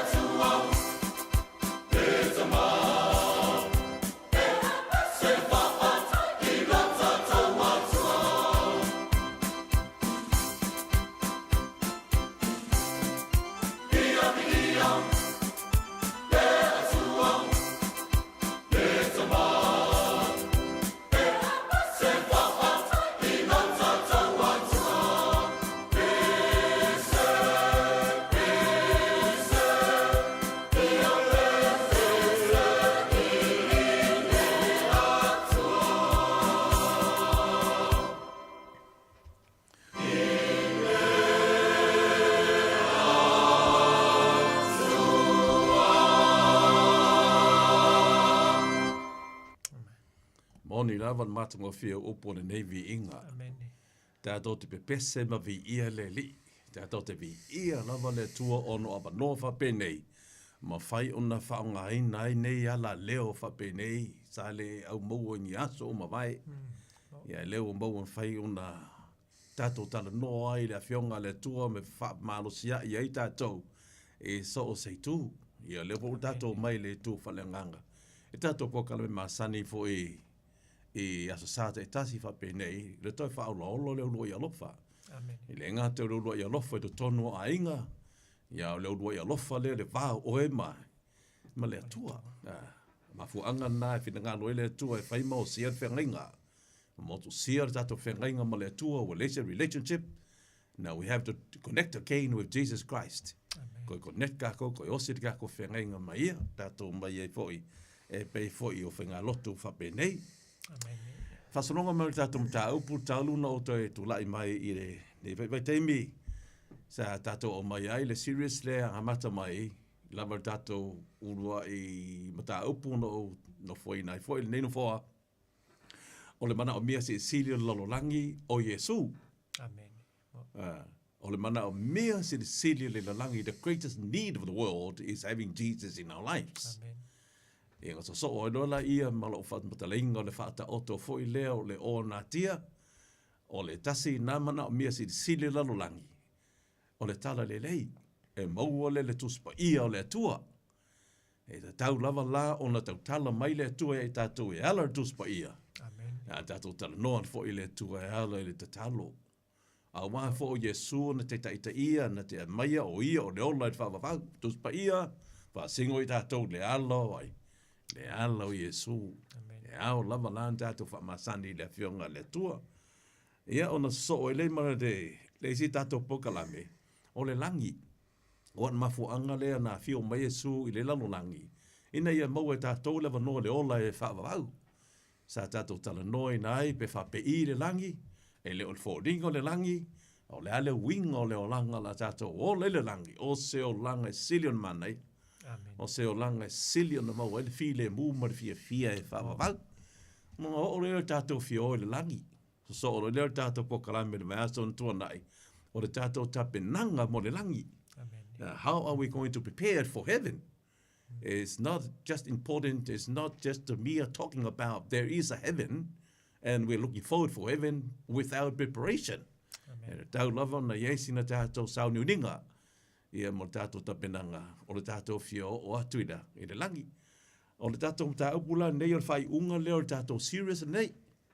Ia ona suia foi leo se tasi e a to si sila mai e foi le vaias fau. Ai o le tātou mta upula le aso le nei, o le tātou whainga malanga nga i le langi. O le winga le whainga malanga. Leo wa umana tātou sauni, now we are heaven bound. Tātou whai malanga i le langi, le winga la tātou tau nuu i le langi, ia ma le tātou o langi fau le a whaavaina i le atua. O lona winga la, lo tātou sa, o lo tātou waai i le aso ngataanga. O le vaenga lea ta ua o le toe a fio mai o lo tātou o le iwha o la o Yesu. Amen. A wei ua umana fio mua mai Yesu, le na fio mai Yesu o le Mesia. Na liu tino tangata o ia ma au mai o le tala le lei ma whaavaina mai. Ne ka le sia Kirisiano. O lea la wa fio hatu e Yesu i langi wa vea o ia ma fautua i lumor tama ia pe ta ua te tusi e pe lua le tato o si tau langa sili o le osi tau langa sili o le mediator lea i le vā o le tangata mai ma le tua ma ngawinga o le fautua i lumor le tama a wa o ia ua tangata ua liu tino tangata a o ia fo i o le tua. So he is the only one that is qualified to be a mediator between mankind and God, because he's divine and he's human. Ona ngā luenga nā mo le te minei. Ia ngā luenga muni lava la. Mo wha e mai e ina o lona ngā luenga o le whaoratanga o lona toea fi o mai e watu i tātou le mā lo le mamanu. O lea ua tātou iei nei le mā lo le alofa tu noa. We are accepted in the beloved because of the grace of God. Amen. A lea la tātou te whaatali nei mo le whaoratanga lea. O le mā lo le mamalu. The kingdom of God. O le mā lo le atua. O le mā lo le ngā sātara no ia le tusi o Danielu. E Danielu nam tāu poe lua sa tātou māsani ia le tusi o Valoanga. Le mitia e le tupu foilo papirania i ngoi a Nebukadnesa. Ia sa va ia le tupu a te le lava. E se o ne mea tale. Whamtala le Danielu le wingo le miti. Na whapupu ina le tala. Ma o otur whamtalanga a Danielu e whasolo ngā mā lo. Solo ngā mā lo le pūlea ai le lalolangi mā lo papirania. Solo maila ia o pūlea roa mai a papirania e pūlea me time Persia. Ia, i lalo teita inga o le tupu lea o Kuresa. Ia se yo mai foi teita inga le tupu e ngoia Alexander de Sidi. Le mā lo a Crisia, fo le mā lo lea e lengi, mā lo ia vana. Pūlea whale mā lo e lengi lalolangi, whātou i lalo ina fo e lengi mā lo Roma, i ona pūlea le mā lo Roma. Peita iane le tasi, le aise mā lo un whātou i lalo ina mā lo si le Roma. Peita iane au a mā vai, wa malepen mā lo, ma ua vai i vaenga e tele. It's like 10 other kingdoms or other nations. Lela ia i ngai Western Europe. O le tasi la vaenga muni lava na va ia Nebukadnesa whamtalaina e Danielu, wa ta vale mai le maa, e le ito fia se lima. Na winga nga tō mai e le tua langi le maa. O na saule o le maa ua tai ai le vai ortu pua, ma ua nuti didi ai, ma ua le lea solo peo na puti, o saito a le maa lea, fa mai ua tupu tere la maa, ma ua whaatu muina lalo langi. Na whamatala lo lea e Danielu mta upo e lua fa upo e whasuman wha, fa pere fa talanga fa upo e whasuman wha, upo Danielu a Nebukadnesa. O na po o ia tupu, o a tupu. Tupu ia wa vai ele māloa, mālo Roma. Tupu ia se fulu, ia mālo Falangi, mālo Siamangi, ia mālo ia Ipertania, ia mālo eseda au the Europe nations. Czechoslovakia, Hungary, ia Yugoslavia. Ia whamaila ia whamtalanga Danielu. O na po o ia tupu e whaatu ina e le atua langi le mā lo e le ma wha umatia e wha vau. Whaatu e le atua. Le mā lo e le ma wha umatia. Pei lawa wha solonga mā lo lalu langi e wha umatia. A le mā lo le atua tu mau e wha vau. O le mā lo la lea, o le langi lea. Po le tātou tau nu unga atu lea le wha moenga lea. The kingdom of the glory of God. Amen. So it is a physical kingdom. It is not just a spiritual kingdom that we have today. It's called the kingdom of His grace. But as the physical kingdom from Babylon, Medo-Persia, Greece, Rome, and the divided nations of Europe, and then comes another kingdom, which is a physical kingdom. Amen. Ia o le malo lea le maluai. O le atua. Amen. Danielu lava le lua lo le whai upo e whasuma lima whamai ito e whamai Danielu ina ua whamatala Danielu e ta vale le maa o le whailonga na o le a feel mai o Yesu. It is a return of Jesus Christ back to the earth to take us to heaven. Amen. O le a feel mai na Yesu ele tu vai lunga le ele. We are going to meet him in the air. E whai loa i tātou mai Yesu I whea. I le manimo. E le vani monimo, whamai lea le si whamtalanga Danielu, e moni lava le lia, e whamaoni fo ilo na winga. Amen. Ia o le lia o lea. Nā resi upo le lia. O le miti. Yeah. E moni le miti lea Nebukadnesa, e whamaoni fo ilo winga leo o tau atua. No winga e tau nuu lava, lea fio mai Yesu, e whavaina no na malo. Le mā loe le ma wha umatia e wha wavau e wha moenga na tātou lea lawa lea whio mai Yesu o le tātou malanga lea. Amen. O le tātou whainga malanga lea. We are already get prepared. And vaianga uma lawa le wha o le tanga. O le wha nau mai o Yesu mo I tātou. O le whātala inga Iesu na whaia laulangi mo i tātou, na ma leu Iesu mo i tātou, toi tū mo i tātou, whau tū le langi mo i tātou, e toi a whio mai Iesu mo i tātou. Amen. So all of this working of the plan of salvation is all done by God himself. Nothing on our part. Pau lava le vaenga o tātou, putting up the hand of faith and receive it. Amen. Ia, pau ngā vaenga o tātou. O ngā ruenga umar whautanga. Whai umar lava le tua moa. Mo tātou. So re toia whio mai Iesu se tasi lea pou mā losi. O le tala le leo le tua i lea. I le lalolangi. O le toia whio mai Iesu le lalolangi mo lea. Mo le wha mai hi au lana ngā ruenga leo. Lenga sau a mata mai longa ma liu mai. Ma lona tala inga, lona ma liu, lona toi tū, lona awhio hae. Wha mai he ala ngā ruenga le tua. Amen. But this working of our salvation is none of our part. It's all of God's part. Amen. We receive it by faith. I tātou umarawa. Ai, o tātou taria ina fo ilan mā lo le tua. E hao fo in tātou fōdinga whātasi ai. Pe o le fōdinga ai. Ia Iesu. Lefa mai ele upu la apostolo Paulo. We shall be like him. La fōdinga tātou ia te ai. Ia te ia. E le to iai se tino anga sala. E le to iai se mawhau whau se anga sala. E le to i o mai se tino o vale. Ia i tātou. Ai tātou te wha moe foi. I le aso leo toi tutu. Le whio mai e sui e le aso le toi tutu. Wha moe ngana tātou la tō e woti. E si i tia hae tātou i le langi. Whita ia i me le li i le mani nimo. O si i tia hae leo tātou. O si i tia hae o tātou tino. E toi tutu mai la tō mai tōnga mau. E li o tātou tino. E si i tia hae tātou i whita ia i me le li i whea. I le mani nimo. Ona tātou ia i pēr lava lea mai. Mana tātou o li i whaolo ai. Au Iesu. O le neia o onga le toi whio mai. O sea o onga au tūleu tuspa ia mai lava i e tena. Tātou rua i ta mātua e o mai lava i le so. Te o lava i lumana i lona whio mai. It runs like a thread that runs through the whole Bible. Of the second coming of Jesus Christ. Amen. E le whailanga tātou le i loa ina. Tauna tātou i loa ina. O le taunu unga leo me uma. Le aso le whio mai Iesu. O le tātou whainga malanga lea. O tātou tau nuku atu i le langi. E ma le ola e whaavau. O le whio mai le Iesu na tau lai uma ia ia. Ia mata le au pate yaka whengenga tuai ma le mata ma le au profeta. It's all through the Old Testament. Pate yaka ma le profeta la whamasino. Ia ma lātou umana. E tofu sao uma. E lātou sea lelo utusia. E whaasingo, e le ngata le whanau mai o Iesu, o le Mesia, i le lalolangi, a o lona toe a whio mai. Longa whio mua mai, lona whanau mai o le pepe.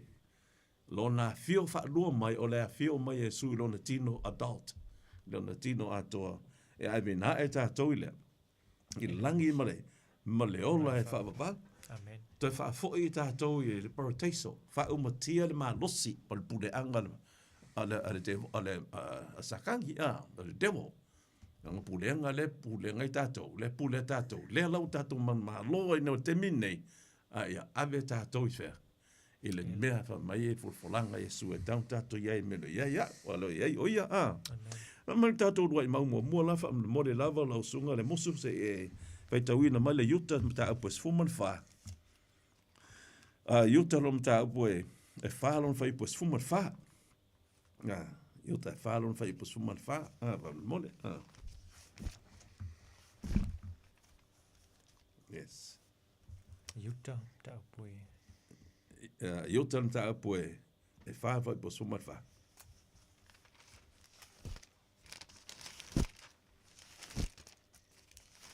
Iuta ro whārino.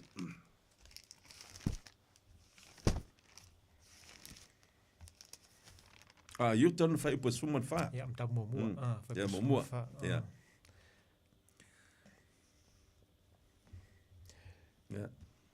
Na valo, ia, iuta mta mua whai pa suman whā.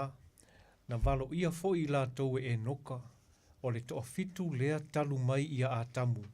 Ua whapeani. Whauta e a whio mai le li i maona au pa ia e mano. O ai le tau tala ia i le tusia yuta. E noka. Mai lava lea. Whengainga tuai. Lea se upu. Fa mai na valo ia fo i la tau e noka. O le tau fitu le mai ai. Mai a tamu. O e noka la. Tolu se lau tau sanga o sa vavali e noka ma le atua. O wha wo e noka ma le atua. Amen. A le ua whaatanga e le atua ina ia vaai atu e noka. Mai ai loa atu e noka. Le aso le fio whaalua mai o ai. O Yesu. Le elang wha mai e whaauta e a fio mai le lii maona aupa ia ia e mano mano. Aupa ia mano mano pe mano ni mano. O ai aupa ia nei. A ngelu le langi. A ngelu le langi lelo o tapo ia ma visosoani mai i o tangata tatou lalulangi, tatou paneta. E o mai whaatasi, wai a fio mai e su ma le pua le tua. Amen. Ma a ngelu le langi. E lolongo le langi le aso ia fio mai e su. E o mai uma whaatasi a wale si te hae. O i tatou i le tua a. Amen. Pero patariaka o iopu, mantua foi o le tosi o iopu, le urua i tusi lava lea na tosi e tuspaia na tosi e mose. E o te mile o mitiana a le i o lea, loo i sala elui. I sinai, tosi da ia, whamtalanga iopu lon ta upo e sifuruma le iwa, fai upo e luas fuma le lima. E o lenga e fai upo e tolu se furu. Fa per whamtalanga iopu nge walanga iopu, i le itu po, wa alanga ona pōpua ngā. Lena ia tu sia, ina ia whamtalei nai upu nei tu sia mo te whai mai upu. A wawa o i loa o lo o soifua le na te a. Tongi o laina au. O ai la le mahenga o le tua le whai o tato tongi o la. O te māpalanga pa ia po Yesu. O Yesu. Na ma leo Yesu lunga sa tau e tongi o la. Le wha singo ia iopu. Ia Yesu. Fa pelo ria a wa o i lo o so i fu le no tongi o la ina o aso amuli foi e tu la i mai o i lunga fonga le ele te mi ora na fa na mai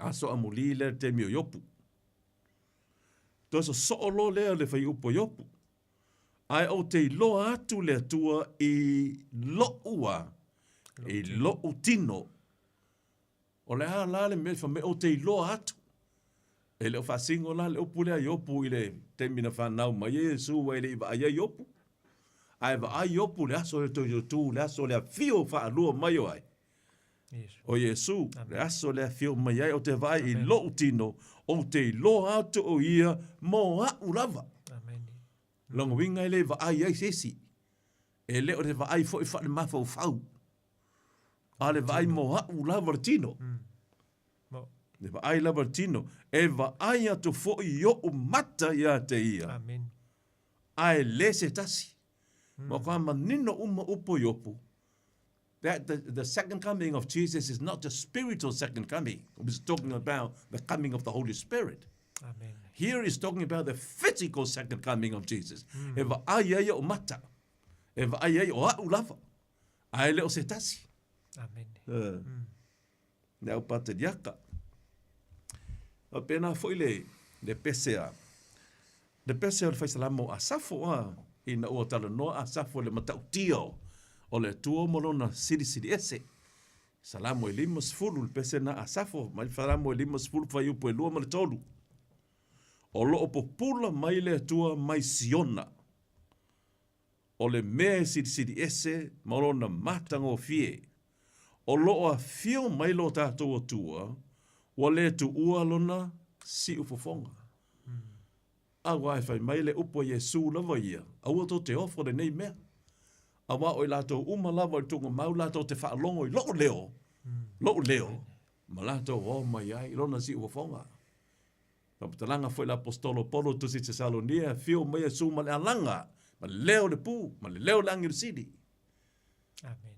Lona winga. Le lai lo le lei lama le fai pese le o salamo. O le fio mai o Yesu, e fio mai lo tātua tua, e le tu ua lona. Si ufofonga. Amen. Langa winga, e makwai la ngonga e talinga uma, I le fio mai oi. O Yesu. Amen. A pēra fo inga tu sia Isaia. Ma ni whamtalanga Isaia rom ta upo losu mo leono, whai upo sumo le iwa. E toi ola mai, ia, e toi ola mai ou, tangata oti ai, tangata o lea tua ia ua oti. Amu ia e oti oi lea, oi lea lii. E toi ola mai ou tangata oti. Do so le fai pulava le sfuma le iwa, e saia lua sfuma le ono fai upo sfuma le iwa. Fa mai lo le upua a le atua, e naha ala maia, ma ala langa fia o tau we o lo ono nofo i le fuefu. O ila tau le nofo le fuefu. O ila tau nofo le fuefu. Na whamtaranga tuspa ia, ale mosu le winga le fōwhanga tangata, e toi fo i fea. Toi fo i le fuefu. O ai lai la tau i elo ala langa mai lea, fa fia la tau i le fuefu. O la tau i o momoe whaatali le asoi. Momoe po ua hoti. Ia, whaatali le asoi fio mai. Le aso le fio mai Yesu. Lai e lo uman whenga inga tuai. Tusi at whenga inga tuai. Le ta aango le fio mai Yesu. E nā la maia ma ala langa fia. Le ala winga nā la maia. Toi tu lai mai le oti. Toi tu lai mai le tino. Oe oloa, no nofo i le fuefu, le fa mai oti ro no nofo. Le pelo sa unango le moe. Moe tunga mau. Moe, yo. Nofo i le fuefu. Fa mai lo le fa mtalanga le fai unga fai upulea. E lafo atu foi ele e na oti. Longa winga e na oti wa past tense. Ai longa winga wa. Wa ola. Fa singo le aso le toi fio mai ai Yesu. Toi ola mai ai le toi tutu e wa oti tato whainga malanga lai la. E hape na e se i whaman mole whai tau mele i saia lea e. Los fuma le lima whai upo e valu i saia los fuma le lima whai upo e valu ma le iwa. Le musu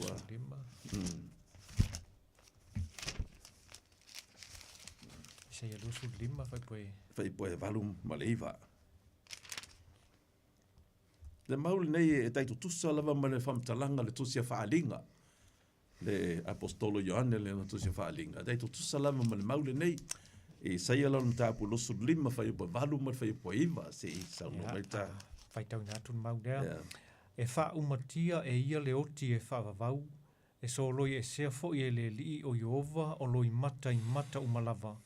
E wha atea e se ina fo i e ia le ngao o lona nuu i le larolangi umalava. A ua wheta lai mai a Iova. O lea aso e wha apea ai, wha auta, o lo tātou o tua le nei, sa tātou wha atalitali i a te ia, ua ia wha ola ina fo i tātou, o Iova lava le nei, sa tātou wha atalitali i a te ia, tātou te fia ma oli i lana wha ola tanga. Amen. Mai e solo ia le atua loi mata uma. O whea solo ia ai. La tātou te whatangisi te minei. O lea lama tātou te whaanoa noa. Whamtalanga la lea whatu te whaalinga. Ia lona mata au poe los fumartasi. Solo ia le atua, leto i ese oti, leto i ese tangi ma se awe, leto i ese whaanoa noa. Waia, solo ia le atua loi mata uma. A lewa, mori mau mai eile, pero whetau i saia mai whenga tuai.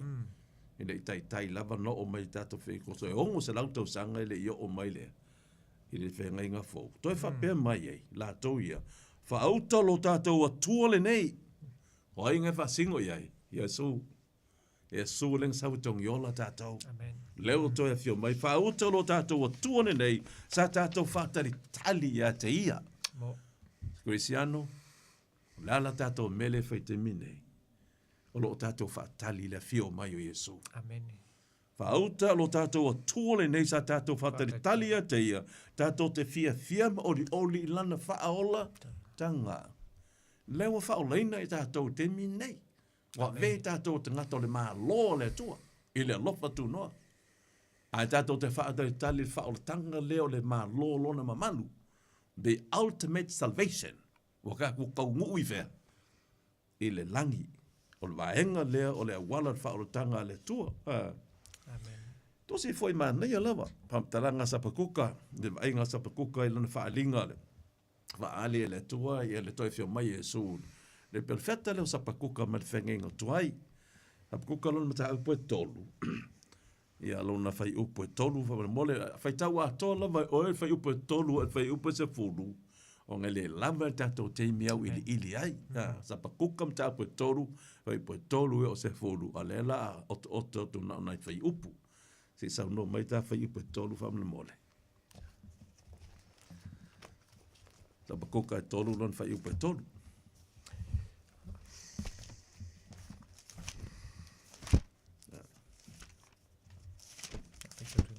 Na fio mai le tua mai ti manu. Na sapakuka tolu fai pa tolu. Na fio mai fo i le pa ia mai le maunga o parana. Sa ufitia le langi lona pula o lona vi inga fo i sa tumu le lalo langi. Na fio mai le tua mai ti manu. Ona toi fa pe mai fo i lea. Na fio mai fo i le pa ia mai le maunga o parana. O ti manu, o nuu ia ta o e toma. A o parana, o le tolo lea, o le vae, o stasi leo maenga po le tolo o Sinai. Le lai fa singo iai fam talanga a Sapakuka, a o le valo anga nga ilumba. Le lai fa mai na fio mai le tua mai ti manu, na fio mai fo i le pa ia, mi le maunga o parana, sa ufitia le langi i lona popula, o lona vi inga foi sa tumu i le lalolangi. Mana tua lefa matala Sapakuka lana faalinga, le mea sa va a iai. Na va ai o ia fa mai na ufitia le langi i le popula, o le afio mai o Yesu lo tātou tua, o ia lo tātou faaola. Le la afio mai nei o ia o lea, o le tupu. E le to ia fio mai o ia o le fautua. E le to ia fio mai o ia le sau e tongiola tātou wa mahe ana ngā luenga tongiola. Le na langa e sa tauro ua tau nu. Wa mahe ana na vaenga re na. Le lai wha wau nei lana vaenga le fautua lomo ta ma. To e tasi lana vaenga lo tātou whaatali iai o le fio mai o Yesu. To e tasi lana vaenga tu puarenga mai e ta nielu lo tutoe. O le balasi al maa. Po le wha vaina o le maa loa lo tātou a li o Yesu. Sapakuka lava lem tā pe tolu tātou o mai whai upo e wha. Fa mai whai upo e wha o le popula foi e wha a pei o le la. O wingo le fio mai Yesu e popula. Le wha matala Yesu e pei o le emole wila mai le tui sa e o tui whea. Le tui si sifo. E malama atoa. Ia e ta ua Sapakuka pe o le popula le la wa le la ma malama me sa e o i whea. E o ngai sifo. Pai upo se fulu Sapakuka e tolu. Nai loa oe e maunga ua la tounga tete ai. Amen. Lean mea tupu le aso e a fio mai ai Yesu. E ngā tete le lalo langi. E ngā tete maunga. E so loi atu lalo maunga. E mau atu lalo isi motu. Wala au tangata mi o leanga i maunga ia ko ulu mai. Papa ma foli mai. Tanu me ma tau de sitwanga leti te e le nofo ali. O le a fio na Yesu le no whamtala lei. E Sapakuka i le awala faa ona pōna mua. I le teimi o le perfecta a. Tato mai whaila i e whamtalanga le tosia a whaalinga. Ina ua tu sia le. E le whai whaalinga o Iohane le moto a Pātamo. Lana whamtalanga i le teimi le o maunga ia ma papa. Whaalinga lom tau poe ono whamole no ta whai upo e se fulu man wha. Whaalinga lom tau poe ono no whai upo e se fulu man wha. E winga la le le aso le fio mai o Yesu o le talaina leo wha mau whailonga. E la o talaina ai wha mau whailonga. Ma whailo mai ai e le fio mai Yesu le mea na tupu i maunga ma papa. Se pei taun whaalinga e ono whai pas fuman wha. Whaalinga e ono tau pas fuman wha. Ua mawai atu fo i le langi pei o se tusi ua tā aia. O maunga ma motu uma foi wa ave se ina i mea sai ai. Nā me wa tupu, te mi la fio mai Yesu. O maunga ma motu ua, ave se ina i mea sai ai. O ma vai le langi pa se tusi o ta aia. Was scroll away. Amen. A o maunga ma motu, ia wa lulu ina. Me tonu lava len whamtala sa pukuka. Amen. Le ai ase se senga. Whamtalanga mal whengenga tuai. La se upo Yesu lava ia. Leo tātou te waha ai mai nei la perfecta whengenga tuai. Upo Yesu lava ia lana folfolanga na whaila na au so. O le awhio hae le langi. Le awhano no le au so. Mātua tu vale le au so na o la tau. Amen. Ioane num ta upo es fuman wha. A alona whai upo mua e o le tolu. Se e to e sau no mai ta whai upo le la. Ioane es fuman wha. No whai upo mua e o le tolu. Le mai su aua lea. Le atua tu vale. Ioane mta upo e tolu. No whai upo es fuman wha.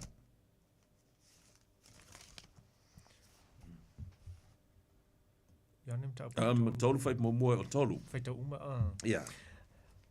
Ioane mta upo tolu, ya whai mua o le tolu. Ioane sfuman wha. Ioane sfuman wha. Yeah.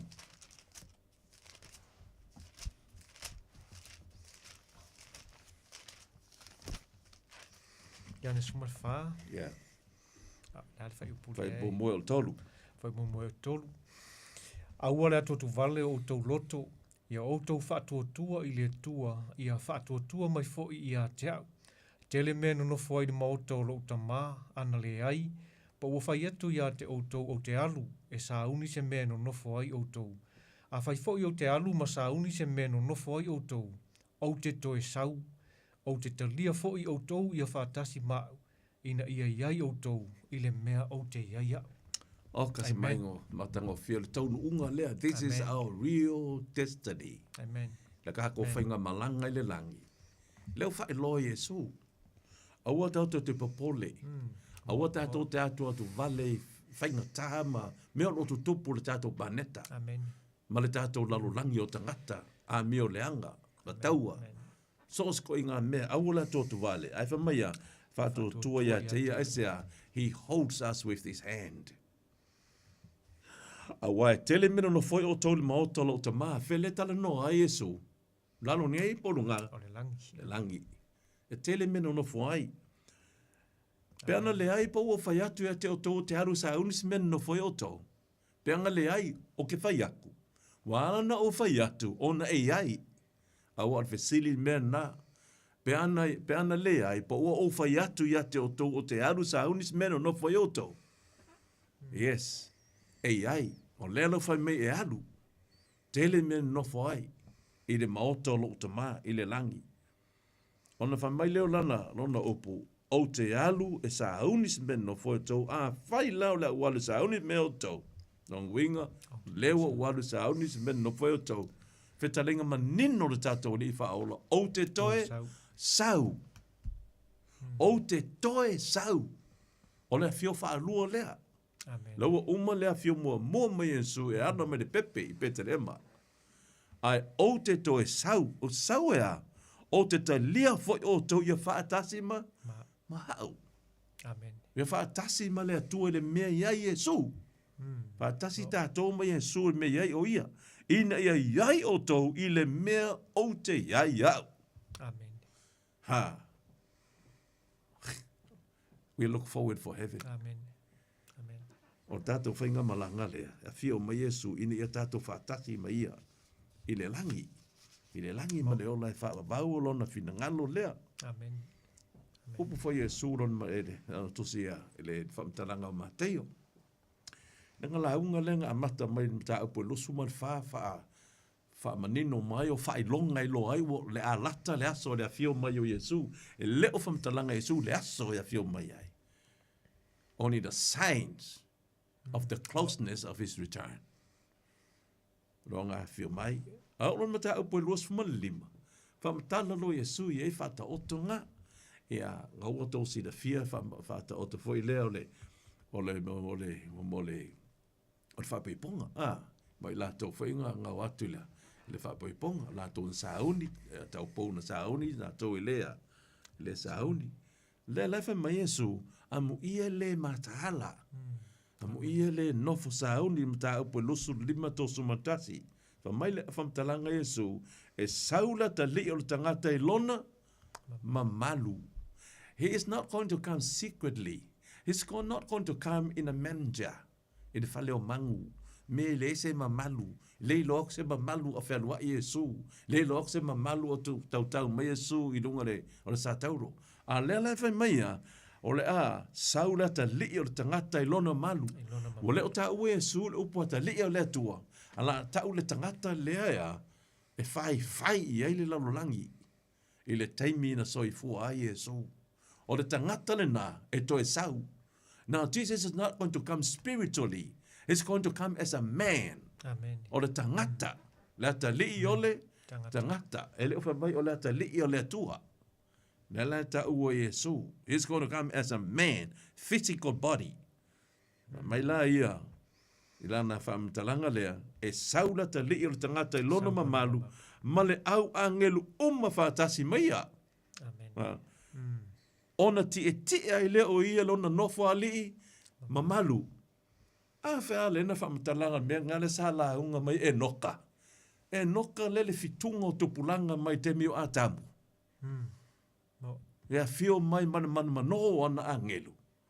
Lea lato e whamatala Yesu i. Ea fio mai o ia. I ma angelu whaatasi maia. Angelu Mano mano angelu le langi. E fio whaatasi mai Yesu. Whana lea. Ona ti ai lea o ia lona nofa ali mamalu. Who sits? Jesus. Sits on where? On his throne. Wa nofo ia lore nofo inga ole tupu. Now Jesus is going to come. He's not going to come as like a savior or a deliverer. He's not going to come like a priest.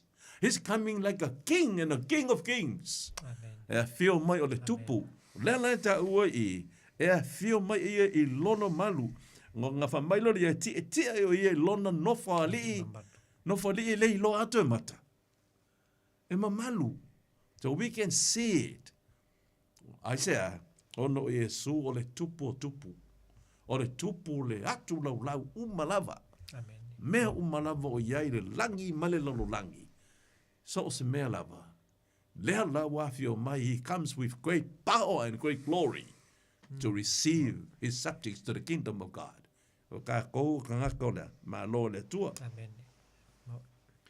Ia, onga kau whangeki ngaki a kwa, onga le kau wha umakoit ka kumaka upu nei a vai ka muli o tātou. Tua nisi mea, tātou mai lo temi la wha ma vai lo Yesu mana na o apostolo. Fe foi na maunga le ngo e Yesu mana o apostolo. Maunga olive. O e ua wha ma vai atu Yesu ma whai edfo folanga Yesu ea. E o mai le nganga. Ina ngola ia tā lai. A mata me Salema, se o de Samaria, se o te turuinga umanaulangi. Because you're going to receive that power, the Holy Spirit. Awaha o Yesu, le la si tia e alifea. E le langi. E o ngā fio hae le Yesu, vai atu la apostolo. Ua alu lunga Yesu. O sau le au. Wa si tia e Yesu, wa ave le langi wa ngimok lava. Alai ko kua me lingi kala, mo le whangongoa, wa leilo atu, wa alu le lato matai. Because e leo malama kele le apostolo. E le winga o Yesu. Lai mangak wala ko. O Yesu le la kupu ngeiwhea. I le lalo langi. Ai leo le whamakalanga Yesu. Leo ako ko e lato malamalama. O pēla u whangongo. Ai teilo le iwa tua angelu. Tau tala tolo lesi angelu. Iari tose ngā ruengam ta mua. Ana mode lava. Me le mosu le ngā ruengam ta mua lon whaiupu e spuma tasi. Ua te i lava ua iele po pula o angelu I lungo lea. O le lalo langi ua po pula ele maunga olive. Ona ele tasi angelu. A e tasi la angelu lela tautala ngira o apostolo. O mai le upu angelu nged fai upu spuma tasi e avea o se wha maa losi e au auna ia le tūna na apostolo o tō fia morana ngā luenga. Se fai tau fai upo e los spuma tasi. Fai po su tasi, ua la fai mai, o au tau tangata kalila iae, se ale mea tau te tutu wai ma wa ai le langi. O Yesu le nā, ua ave ina ena ia te au tau le langi. E whaapea o na toia fio mai o ia, pei o lona fio atu I le langi, na au tau wa ai iai. Wa uma fa matala Yesu la apostolo ni me uma.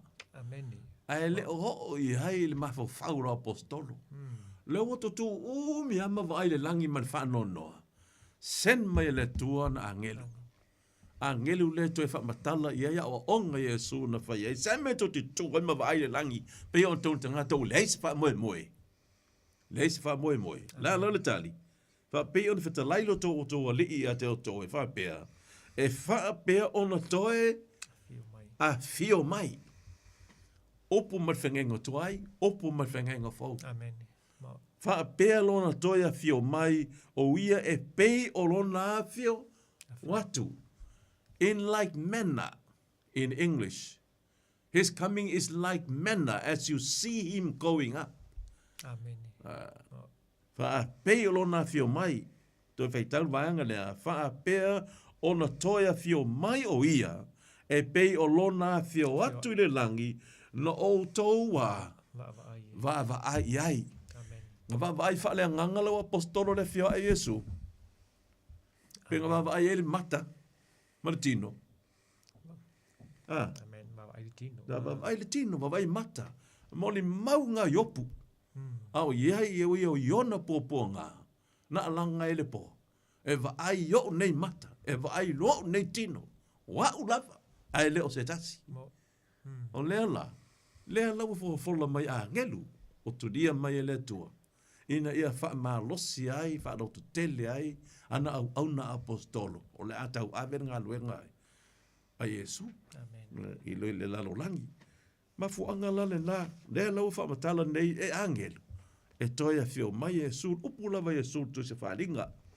Tu sia e. E le perfetta leo le moto patamu wha maia.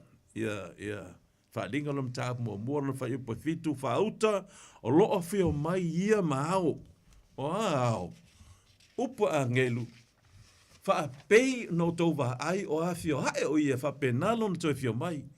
Ona o le hao na sitia e Yesu. Ai toi a fio mai Yesu mahao. E loa tu foi o ia. E mata o tangata uma. Amen. It's not a spiritual eye. It's a physical eye. All over and over the Bible talks about that Jesus is going to come physically and we are going to see him physically. Amen. That's the glory of Jesus Christ. Be shown. I lunga sa tauro I lo I ngā longa mamalu. Ka ofi Yesu. Se I maliu lava tongi ai tātou. Tongi ai tātou whautanga tātou ang sala. Tongi ola mo I tātou. And now he's going to come in his glory and power and great glory. And the whole earth will see him. The whole earth will be shaken. Nam ai tangata mio langa ona langa le maunga papaya. E mafuri mai e tanu. Mie la tau whaoratanga. Amen. Whitalainga Yesu, te whan mole rama te losu wha. Ano whai po tos fuma tos fuma tasi. Whitalainga Yesu e winga lava. Liti le whitalainga Yesu na umana. Na ia wha matala mai ia. Ia wha longa lona toia fio mai. Lol ma te olom ta au po tos fulu. Wa matai po ma te losu wha. Whai o po tos fuma tos fuma tasi. Tos fuma tos tasi. Ma tai o luas fulu wha. Tos fulu tos tasi. Ona I loa ai lea I le langi o le whailonga o le atali o le tangata. Ona tauwhaitangi tui ai lea o I tu a inga uma o le lalolangi. La tau te I loa tu fo I le atali o le tangata ua sau I ao o le langi. Ma le mana, ma le mamalu tele, tausu tasi. E a awina tu fo I e ia o ana a ngelu ma le leo tele o le pū. La tau te whaapotopoto fo I e ua filifilia e ia. Mai matamatangi e whaa. E a mata I le tasi tulu inga o le langi. E o I le tasi tulu inga. Ia, nau whamatala Yesu. O lea fio mai Yesu, e loa atu e tangata. Amen. Tau whaitangi tu I tu ainga lalolangi, e le ongo le taua, mai ona o ia. Ona o Yesu. Papena, fole mori maua. A luka, ina watu mori maua luka, lentu sia o luka. Lentu sia, fole tu sia o ngā luenga. Ngā luenga mta apu e tolu losu matasi. E ta tau ana nofo o ia I le langi se ia o I tau sanga e toia. fuatai ai me uma, la te me toi fuatai ai. Toi suia ai lo tātou lalolangi nei, whaafauina o le tātou paneta, le tātou lalolangi. E whetaia ia, ua whetala ia mai ele atua, i ona au auna perfecta pa ia o malava, talu mai ana moa. O le whio mai Yesu, leo whamatala Yesu, na whamatala mai le au perfecta, talu mai ana moa. E le i whamatala i whengenga fau. Whamatala mai le au perfecta, talu mai a. E ana moa, whaalinga sfuma le. Tasin whaipa sfuma lima, toi moni mau fo ile tu se whaalinga, o le maa lo o le lalulangi, ua avea mo lo tātou, o avea mo lo tātou, a lii mo lo tātou ke riso. E whai foi o ia o tupu e whaavavau lava. Oh, is going to be king in heaven. And for eternal life, Jesus Christ. O ia lava o le tupu o tupu. Lea lau whapea mai foi la ona l'apostolo Paulo. Ina ua tusi Paulo e whaamalosi ai lona teni i whaleanganga o Tito. Ia lailo o ngā lue i Tito i le motu foi leo ke reta. Dono le Mediterranean Sea. Tito mta po lua fai po sfuma le tolu. O whaatari atu le whaatua tuanga e manu ia ai. Le upu whapertania le whaatua tuanga o le hope. Waiting for the blessed hope and the glorious appearing of a great God. The glorious appear, not secret. Waiting for the blessed hope and the glorious appearing of a great God and our Lord Jesus Christ. O whaatari tātou le whaatua tuanga po le whaamoe moenga le manui ai. O le whio melo tātou a lii. O Yesu ke riso. O le whio mai o ia ele mamalu siri ese. Le atua siri o lo tātou whaola lea. Amen. Espero ram tāu po iwa no whai po losu manavalu. La tātou whaasolo nei, tātou whai upu nei. O no le tātou teimi. E peru. Tāu po iwa whai upu losu manavalu.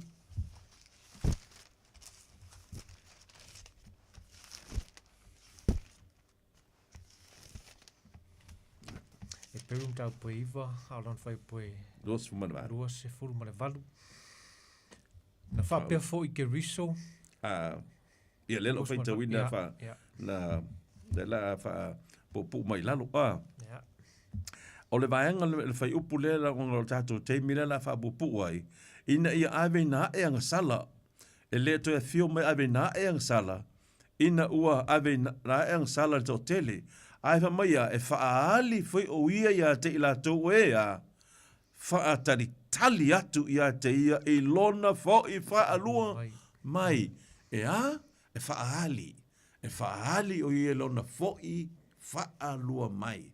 The blessed hope in which we are waiting for is the glorious appearing of our great God and our Lord Jesus Christ. Le o toi mau e paulo lan tusi. Whapea fo i lona tusi no tusi wha ma vai. Ne tusi leo re upu wha ma vai paulo le a anga vale ina o ia. I Roma mama liu ai au na onu ese. Sa mai a lua Timoteo e whaarwhai upo e walu. O le nei ua te wina mo hau le pale o le amio tonu. E fo ina mai a te au i lea lava aso. Lea le aso. Le aso lona fio mai. Amen. I lea lava aso e lea li i le whamasino amio tonu. E le ngata fo ia te au i lato lava o e fia i lona a. Lona whaali mai. E le o le whaali lilo mai. A lona whaali mai. E le ngata la o le wha moenga o le langi me le o le whaavavau e le apostolo nu ese. Ai wha mai e le ngata e te au i lato lava e fia ai. Tato te iai le langi me le o le whaavavau.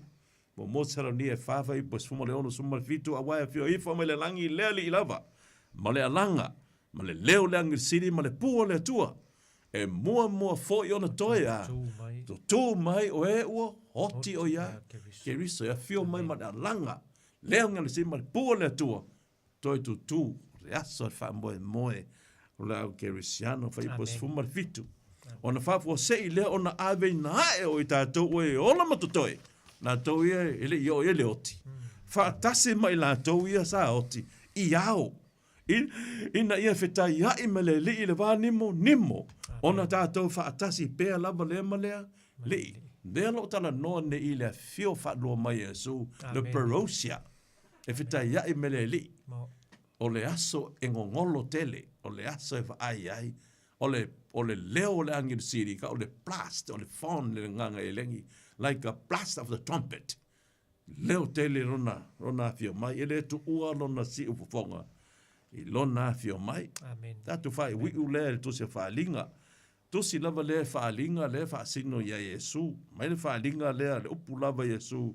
E whaamauti noa ai Yesu lona fio mai. Whaapea le upu Yesu whaalinga lusu mare lua. Ma ta muri lava le tusi. Whai upu e lusu furu whaauta, ote, toe, alu, watu. What does it mean by the word, behold, I come. I come quickly. Behold, whaauta, i e manatu le le iai. I e manatu manino iai, ote, toe, alu, watu. Ona tali lea Ioane lona te talo, o le te talo whai nā tātou. Amene. O lea lava lele i Yesu, ia ea whio mai. Whamata ea leo lau tali nā de pōne. O lea lava Yesu, ia ea whio mai. La patai lo Yesu. Ma te o lava lea lusu ma whasu ma leono. O lea ia o tau mata alai, a wātou te lei loa lei tu pō, ma lei tu aso, e sau waila ta li o te ngata. Ka kaunga ko makaala, taun tato sauni. O le mea leia o tō nofo sauni ai, a wā o lei tu ato tō te le manso natu ai. E sau waila ta li o te ngata. O ko la fo e lolo langi Yesu, malonga fio mai. Kemi nge o le manga koe lolo langi. So, he is at the door. O laka longa fio wai whai to alava. O te tau ia i tātou temine i tātou mataala, ma tātou sauni. Whai unga lava tātou, ma tā upo nea fiafi, ma te losu whaafasu mo leono amu ia le au auna, pe a sau lona li, e maua o ia o loo whaapea o na whai. O loo whaapea o na mataala ma sauni. Amu ia se ta maha ma se tina, amu ia se ainga, iai mane whanau, e iai whaatasi le fio mai o Yesu. Amen. E whaola tanga e whaavavau. Amu ia e tātou, le tā ua le vai upul mudi lava Yesu, e auna tātou mataala. Lele whamei, tātou mana tuna tu iai, whaauta, o te toe, sau. Tātou le talo whaatasi lea, ma Ioane, le vai whaalinga, amene, lea lava, lea li ia ea fio mai, wa o sauni atu mo oe. Amen. Tātou le talo. Lea tu ailo mātou ta māpa ia, whawhetai o fuafuanga ma mana loe, toi la ve ina o le tangata uanga sala. Whawhetai Yesu. Whawhetai a wala ese umana e whaiana e liu tino tangata. Amen. Ma e tā lai le tala le rei, ma o mailo ma lo, ina o mātou whaalongo iai. Whawhetai lo ma liu e tongi o laina ai o mātou tangata ang sala. Whawhetai le atua, whawhetai e su lo whai oe ma whautua, o na taluai o le wha o le tanga, o lo sausawina lo toto, i le manu malu o wha le langi, a wā lava o le mātou na e ma liu ai. Whawhetai fo i mātou te tari tonu whātasi ma oe, mātou te tonu whātasi ma lau auna iai o ane, amene. Lea le ava, lea le e Yesu, ia ea fio mai. So ni melo nganga pa ia i o mātou mata ala ia so umlava. O mātou sa uni e whetai ia i molo mātou li i whaola, lo mātou tupu e tupu, i ne lona fio mai, i lona maa lo le mamalu, e whaavavau lava. Ono Yesu ke riso mātou te talo atu ai. Amen. Amen.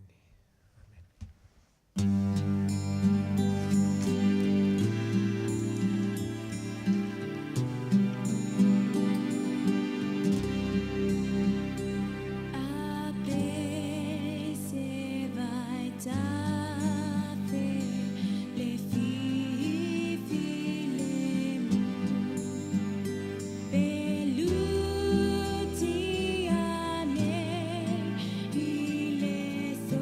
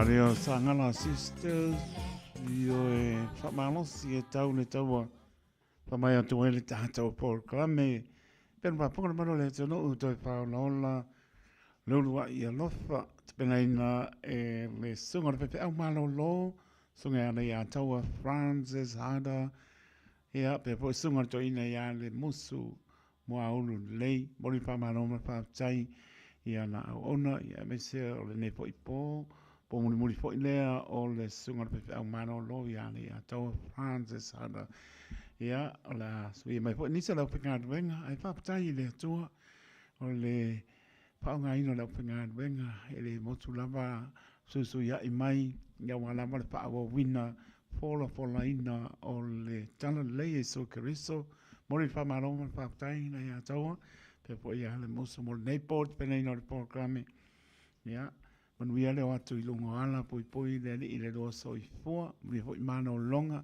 mi fo i pa yaso mo na la singa le yaso mo le lo por le. Sau nia le li, sa isi lao le tato i whilo, e pa tai mo nei, yaso po masina tato maputai, yaso ia mai po i nisa lau pengalong ma nava yaso, ia msanga maulunga i perdi ingaro tato o tua. 5 minuto mo te ale tuna iwa, ile tautua le Radio Samoa, so 5 iwa tōru a mo, lewa taper mai, e ale sunga ia pāsta titi sa le pea, ea mo tātou porklame manu mano le pomoni, titi sa le pea, mar pertoe a Tania. Smea laupa ponga Samoa.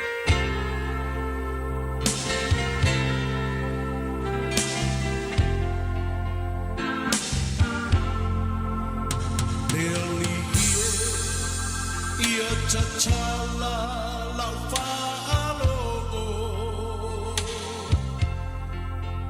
Ia matala whai totoa Olo uloto Sauni e talia Le pai mai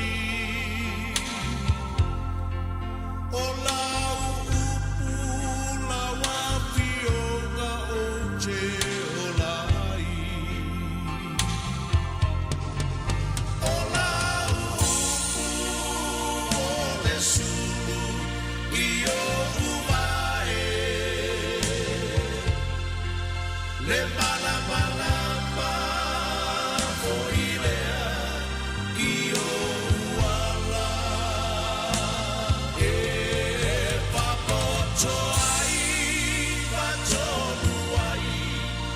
soy puanga o la e paia e ai le mana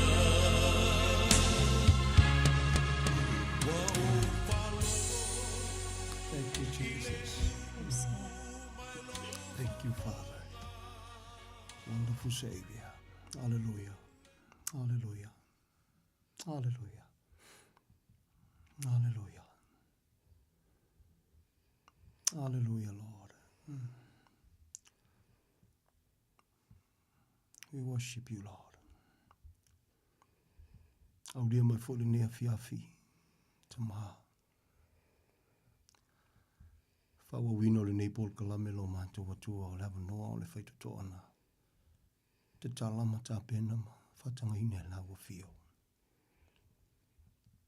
Nā le wha maulalo mātou loto ma wha peatu. Wha whetai le tama. Amen.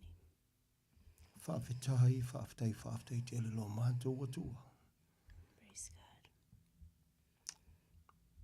Ili ngata i mea uma i teimi uma le nei fo i aso, nei fo i afiafi.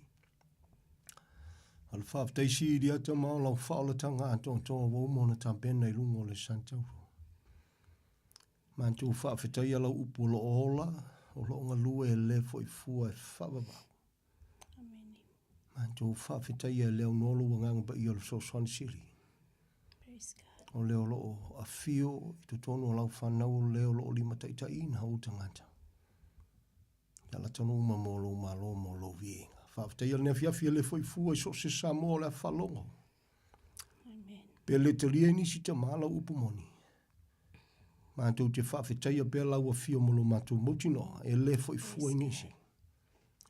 Siri o wala, siri ese lo a lofa tuno. O lava ma le loto le tangata. Malupui a lau whanau I o a lofa. I so se mea o iai nei masa oma. Yala yante o Yesu te talo le whawhetai te ale. Thank you so much, Father. Amen and amen in Jesus' mighty name. Hallelujah. Amen. Praise God. Hallelujah. Ia viera lofa maleanga leo le tua. Hele nei fo I tu lao le fiafi. Whapena ona fo I lava le vinga marwhaftai le tua. I lona matautia o lona whamaoni ro mawai. Ia le ua ulia mai fo le nei a fiafi. Ia wale tātou por kalami masani. Ia oli lava le loto e whaongaina le leo whatau waa. Whaaleo atu ai se whatalofa, se ofalofa, le nei por kalami. Manu mahalo le upumoni. Se o tātou atu no pele o Samoa. Whapena ona whatalofa atu. Tātou por kalami so se Samoa lava. Susunga whawhiangainga mo lātou whaitua. Au sensina o Samoa ta mama tina matua. Se ia o lava ialo ma whanau. Whatalofa atu ai foi. Se o tātou atu no pele. Ie lo whapena ona nofo tapuai. Ia manofo talo awale nei por kalame whaongaina lau au na whatau wa o titi salipia. Whatalo whatu. Whatalo whatu fo I tātou viewers. Lunga Facebook, le YouTube. Ia o whea lavalo au atuai le au nanga le nei ala leo. Whatalo whatu. Whatalo whatu fo iso se tasi whatu a maua le nei por kalame o le a whafonga mai nea fiafi. Whatalo whatu. Whatalo whatu fo leo au na ia taito ia matonga lue nea fiafi ia. Tamani e tere le atu e lau sunga ma le ainga, malo lava le onsai, malo le wha malosi.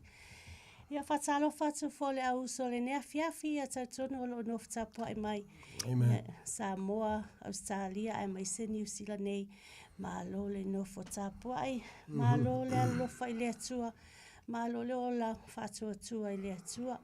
Ia ona la sida lo whatalo whale nea fiafi ia. Ia ona o se au na whatau wa au titi sarepea. Le avea ma ave fe au le atua le nea fiafi. Ta tonu whaunga mana le atua I whapena ona tu maulanga whaunga mana I lau sunga wale upu forfola le atua I so staimi.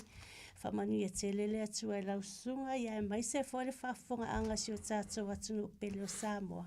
Ia le atua. Praise God. Praise the Lord. Praise the Lord. Hallelujah. Yeah, yaleli. Praise the Lord. Hallelujah. Tātou whawhitai a pēr ma sanga whawhitai a pēr o ia. Leo lo soifua e whawawau. Amen. O le tua moni e tō tāsi. O le na mo I alofa mai. Alofa atu, alofa ani. Hallelujah. Whawhitai a pēr leo noi mea uma ma teimi uma ne whiawhia. Soifua man via Samoa no wha leo ma whawhitai ma ma whawhitalofa. Siau pele, vialeri, ya. Vialeri, malo my dear. Amen. Hallelujah. Lela o ngā mawai lalolangi malo na matango fie. Le wheilafi, le tamau ainga, o le alawa. E mai mawai soi fua ma le ola. Vialeri. Praise the Lord. Praise the Lord. Ang le tua ia te ole ne fiafi. Tolu fitu te silima iwa tolu numero whaina e walau mai ai. Mna mia se fsoswani. Hallelujah. I believe ole a talalaitite tu esi melea. E meni lava lupo le tua. So se vaenga lupo le tua te mana o mia i le fsoswani o na o onga misi o le tūlanga pe. Te tau pe le te tau ona toia o uina wha malo sia pea. Ia o naolo o tauto iai po lo taula iai. Ia I so se vaenga la lupo le tua te fia mana mia fsoswani le tūlanga. And I also believe, ia ole a te tala fui ma lewa noa, ia. Hallelujah, o lupo le tua. E au I so se mea. Amen. Ia e mana mia fui la se fsoswani, sesi vaenga o se mea o lo e mana mia fsoswani apart from le lupo le tua. Ia, wana ni a wauna e whantawa. Hallelujah. E tali le tino, e tali le soifua whale anganga, e tali le soifuanga o tātou umalava o le tua I lana upu. Amen. Praise the Lord. E le aise mea e le mawhaina le au i le upo le tua i lona awa wina i lona wha malam lamaina. Ia ina ia mwhai one tātou wola malama lama i le tūlanga ma le meo lo iai. Via le li. Praise the Lord. Hallelujah. Let me just touch up on this. Ele nea fiafi na o te tala atu le tātou wa fiafi. Na no to mua si fasi ele wha malosi le al tangata o le tua o se o onga fwoi ua fai tau sa ngawa o wina lo talonto. Alera fatua o fai tau wina le nea fiafi. Ia mo sa molo whafonga. Via le li. Wherever po vele piko le ke kuai 2 words i le polkalame manu malole upumoni. I want you to hear this. Hallelujah. Ia whawanoa mai o tau loto ia te mantou. Mantou te le ianga le angantu i se tasi. Mantou te le i whaleanga ina se tasi. Mantou te le i ole ngia fo i se tasi. Amen. Praise God. Hallelujah. This is the first time o whaleo ele mele. Ia, sosoani i se si Samoa le malamlama. Ia, sosoani fo Samoa se foi se mafawhamu se languna ma se lonto ma se tūlanga loo. Ia, o le tautinonga, o loo whaamatalanga, po se whaaleo o loo o whaitawina ele upo le tua Samoa, le atunu pele o le nā. Praise the Lord. O le tatalo, o le ongani, te tala lo loto, te tala meo tau loto. Leo se tala inga o se loto por kalame nei. O la fwele umi yaso te toe, i le lofa tuno si tidesio le tua Samoa, le atunu pele, mai tuli manu e fia, o le nei atunu, o le nei lalolangi, e mai sesio tantu atunu pele, i o tantu loto Samoa, i o le nā. Te tala o tau loto, so se keimi ke whalong wai. I don't ele fakusal nei polkalame sisi polkalame pe sidi foi sisi polkalame ile nei polkalame. That's fine with us. We're not here to compare or to compete with anybody. Amen. I ole upu ma le fe au na tala ile tua mai lava lilu ai Jamie o loo fe tafia i o mai le aso le nei. Hallelujah. Hallelujah. Tupo i pele loto wha maulalo ma le nganga wha fetai le tua a ua maua i fo ima wha tupuina i pele tua le malosi wha le nganga. Ka ke le fefe i e kaukala le upo le tua. Amen. Young and old, ka ngaka mau kofi, Samoa, from where? Mai lava yonga kai kai, mai lava i le aole malo, 2 words, i lalo lava i alam whanau pepe. Samoa le tunu pele, i ole na. Praise the Lord, e le whakafa le upo le tua, i so se ka ngaka soifua. So se kai kai, so se awaunga, no one. Praise God. No one. Tato uma. That's including us. Hallelujah. Ai ole au ngani le na Samoa. Ia whaavanoa mai o tau loto ia te mantou. Mantou te le i anga leanga tu se tasi. Mantou te le i wha leanga ina se tasi. Mantou te le i ole ngia se tasi. And that's why, le wa, as I said, wa ova masulima tau sanga por kalame. Hallelujah. Alu e. A lot of time for life, city for Eastern Antony, Mele, city more in Eastern Antony. I call you Lupu. And there was never a time if I pay, I say, she must say, I'm over, as if we love or for the Lama, Singapore Lako Sanga, as if we melo cavale, Quila or Onga, or Macauki and Upole to a pound, if I'm Lalo and a Luel and Gango to Oyana Maja, were not only our own fat of our time to Tanganta, Oyana Maja, or you for to fight Ua. O ai mau, wangau ia. Nau ni au na whatawa. Nā mata ia, e whai ua ia, a oele e kukongu. Ia leli. Praise the Lord. Ia e malamalama lelei loutu langa Samoa. Samoa le atunu pele. O mea lo tutupu le nei o langa, o mea lo a ngai mai. E kako ke le mawhaia. Hallelujah. E te malamalama lo i le fatu, le tāua, i le whamtalanga tuspa ia, e whatatau i le maliu o ie Sukeriso Samoa. E uangi ame umapea o ngai langonga le menga. E le ima sesi, you will have no enemies at all. Amen. To anybody. Ngau le alofa. Although, you can be somebody else's enemy because that's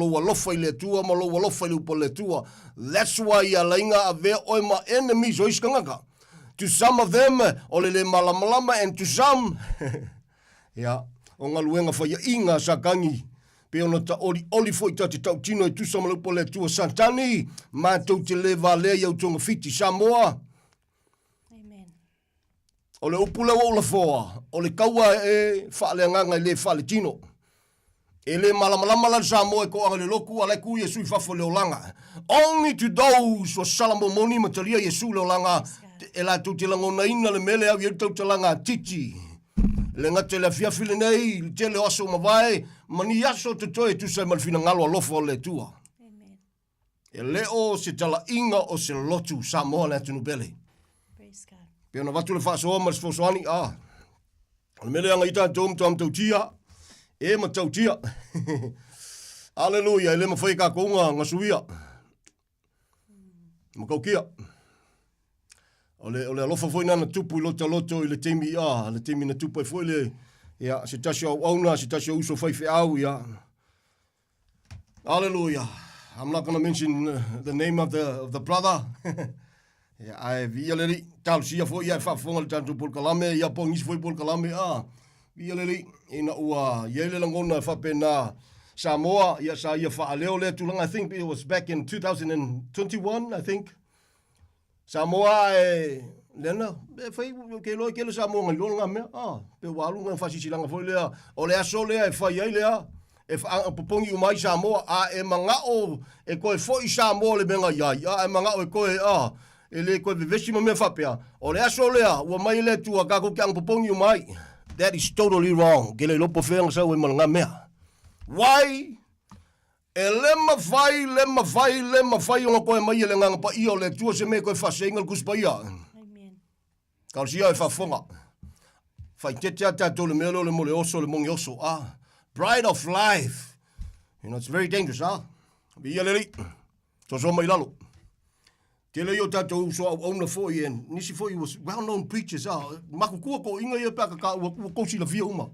And it's kalofo ki whawhekai amu ia la ko lewa foi ngā kau kua ma au aunga ma. Ia pau alo na whainga taha. Ia whamei paulo ia kalatia o le lau la foi au tau. Nga ele meu kou wale ai. Nga kou a makau whale nganga la meu whale kingo ai. Why? Why all of a sudden walu whale kingo le mea? Ko su ei mea. Au kalangoa i le experience foi le nga luenga o fia kausanga wo i loa le i ma le amale nga lua i le i ma le amale au le amanga ia le maliwa Yesu. Samoa uso au auna ka ko ke le palafua le tua nga ka ko me fai. Ta tau te le palafua le tua i sau upu i sau launga pe mkwa ia kamaya lau sunga po ai lava lo kangaka. So mai lalo. Hallelujah. E leilo nga ja Praise the Lord, praise the Lord. To anybody, to those, they know who they are. Nā kuki la ngunga le leia langa le, Ngā le tua malamlama mea umamoe, you know your heart. Ia, whamu lalo tātou loto i leli. Praise the Lord. Sa mo le tunu pele te le mawhaia. Le toa sao lo a ngai mai. Tātou te le mawhaia. E le i whaia fo i le tua le tanganta ina ia whawhanoina. O le tala nā tuspaia. Hallelujah. Te manatua foi se tasi o uso awanga. Se kasi o si kalofa se uso si ko inga. Via le ri lau le kau foi le suafa. Nga ki sila fiat por kalamingai. Via le ri.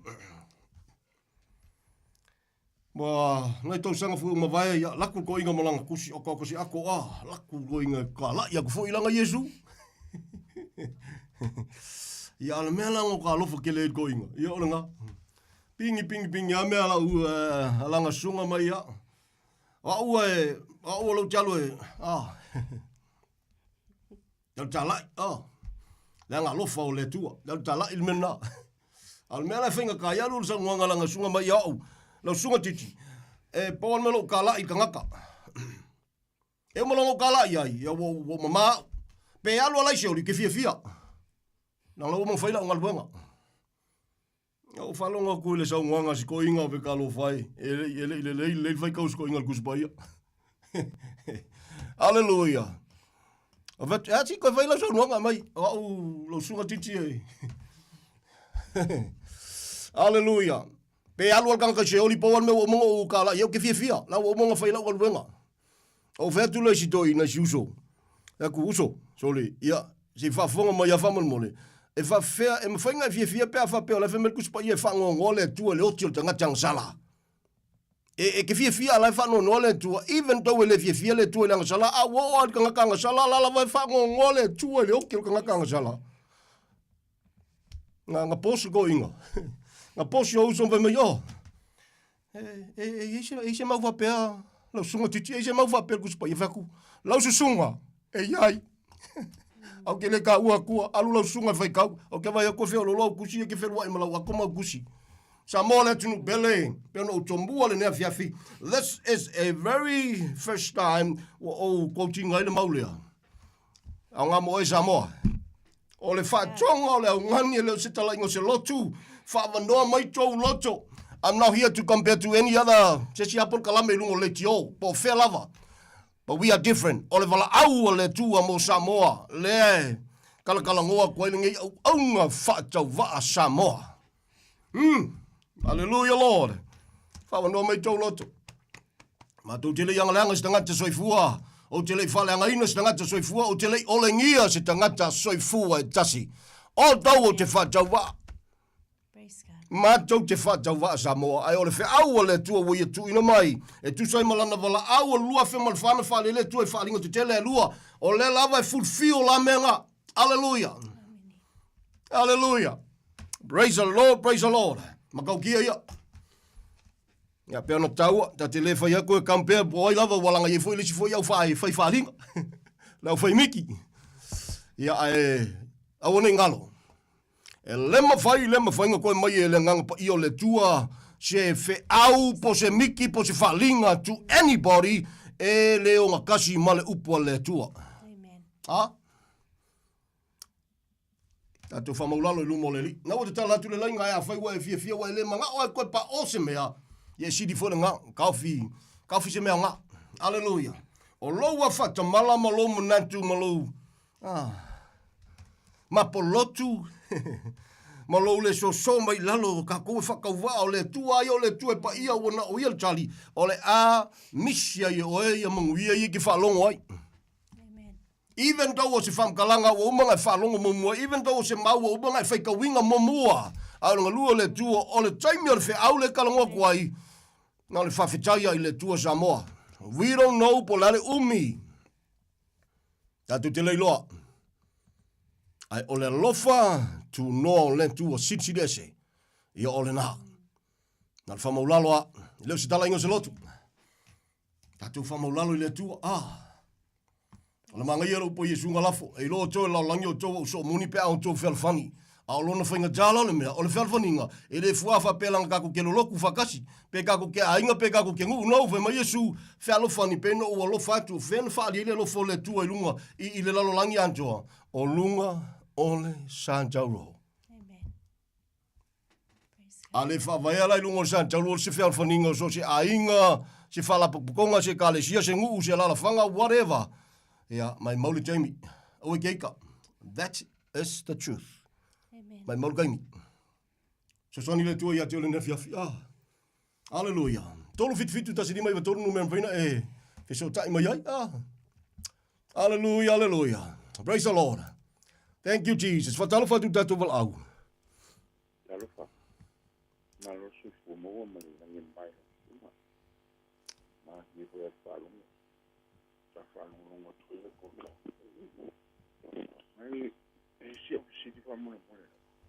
Yo. Ole a foi le oselo, ele osea. Ole a tonu fora tangale pa mamla mai nela.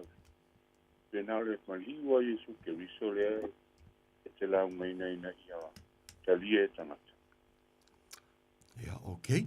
Na te ava tu se so soni. Ma lo fo so fu mon wie te ruso poltoma. Ole fa le tangale to wala ngaina. Ona o Yesua. Na fa sa te wina. Na ato to ai me uma le fina ngalo le tua. Aka ko kalango i so se kula fongo i so se fe ngainga le tua mai lava ke nisi ol falinga. Ele i se me ko fa pu pope to e tau ma fai tanga tento e fa pipi na i ato ai le fa la tanga na tape nei ne lungo sa tau. Ia na si. tuanga mo tanga te pa va ko ia la ko ia le mo ko ia o mo yo tu pa ko to pa tas tu ta wa fa tas me in foi na mo le nga pa ma si au le tas wa fa ko tonga ma wa fa tas lo ngo mala va te tu mai e o nga tonu le mali ui le tal fe ngai na me la pa ko pe o lai fa ko to ka nga kama ka wa i le tu te tomi ai su ke iso ole ya a fai poto ono ua malia le loto le taulanga na ta pena ta mapo le tua soifua e ala ile soifua lo nalo pele le isianga sala e le se pepelo a ua foa ia ono o lona manatu mai a fai la yesu si me to fa popo tu ye folinga mai la ele o amana ia foi la tanto le faula tanga a to le na ta pena le tua mo tato pese yo le manatu tanto le matu te talitonu na maliu and all that ia e kaufunga fai le mele inga ia koe le mele pe a tango nei lau susunga fa mole tu loa e tu ia lau susunga tu ia fa pe o ia masu ainga na yo walo le la alu malanga ia pe fai fusi se pisinisi lau sunga ia fe atu lau fainga luenga ma ia o lo watali le vai le li matua le o ia le la to ngafa tu te ia to fa longo ia matua mana ia ai alu nei la to malanga mai o le memoni sauni o se fianga lo tu pa fa longo tu fa pe mai lo watali ile na tu ia ia atali ia stala mai dad ma loa ia via me uma ia la fuinga lang sua mo ska i mai la fuinga luenga ile e wi ngai lo le fuinga luenga le o le pule o dad ia ngala ko mo ia la so nonga se fia lo loto ai fo ia ku ai fo ia ku fa merko ia yesu wa kali dad o le vongo fia va ia ku e sa ele ia mga ia o le memoni o lo watari e sa lo watari e so o e na o le upu lena e fa tonuina ia e ke le ngofo le lei e fa pengal mele tu poli se tu lo ile sila le tua ia Samoa la kalmo pe ia Samoa o kuspa ia ke le yo o ngal tu spa ia e na fio mai lo yesu kristo ele ai ma semento e fa popo ia complete na laia foi na tautino ia Paulo ole isala elu te malo. E na tautino le isala elu na wapupulo na matafa mai o mea saonga. Ai sila fe melan tautino nga. Wo tota. O ai le nitanga te swafa ia Paulo wo ia tau lapisi nai. O isi meo fea ngai ngā le tua. A o le ane me wale ko sa ile tua ngika ngaka wo fai meo lapisi fia fea ngai ngā le tua. Why? Ai sea o le tua le ngalue. O ia le ua tapena ina. O ia le ua whailoa. O le tali lea. Ele ko hisi si me koe whaupopoha iai. Nā laina tau tiro nei isala elu. Ia ole isala elu te malo. Whemai, oi, o mea saunga. Wo tauta. O tau tinonga ia mawa o ngale tuspa ia makwa i. Kwa ifa ia le loto wane lau sunga ne fia whafonga fui Samoa. Throughout the whole Bible. Throughout the whole Bible. Malo Samoa. Ai wa ole o palongo longo a ile onga tom ole ola pale nganga tamata ole maliwo yesu kristo ile ai am tsi ni auto fa po ya o ta po inga fo ile ta po i tanga tele po o lo fa mu wale lo fa male anga i me wa ayona na il ta po inga tanga tele po ai si la po tu sa tan foi amata mai ila po nei le mika na uma sa pa kai le lo po le tua na ya isa vai to ya au le mala ai na la via ina ile tu no na pa o lo no winga o ile nei vai tau ino wa maliu yesu ke bi se moni lo su wa ma vai me uma sai foi a o tanga te o ai so o yesu yo to wa to fai no mo la so un pa ti so ya la to o le tonu na pa ke luciano le pa vai ai o na ma sa mo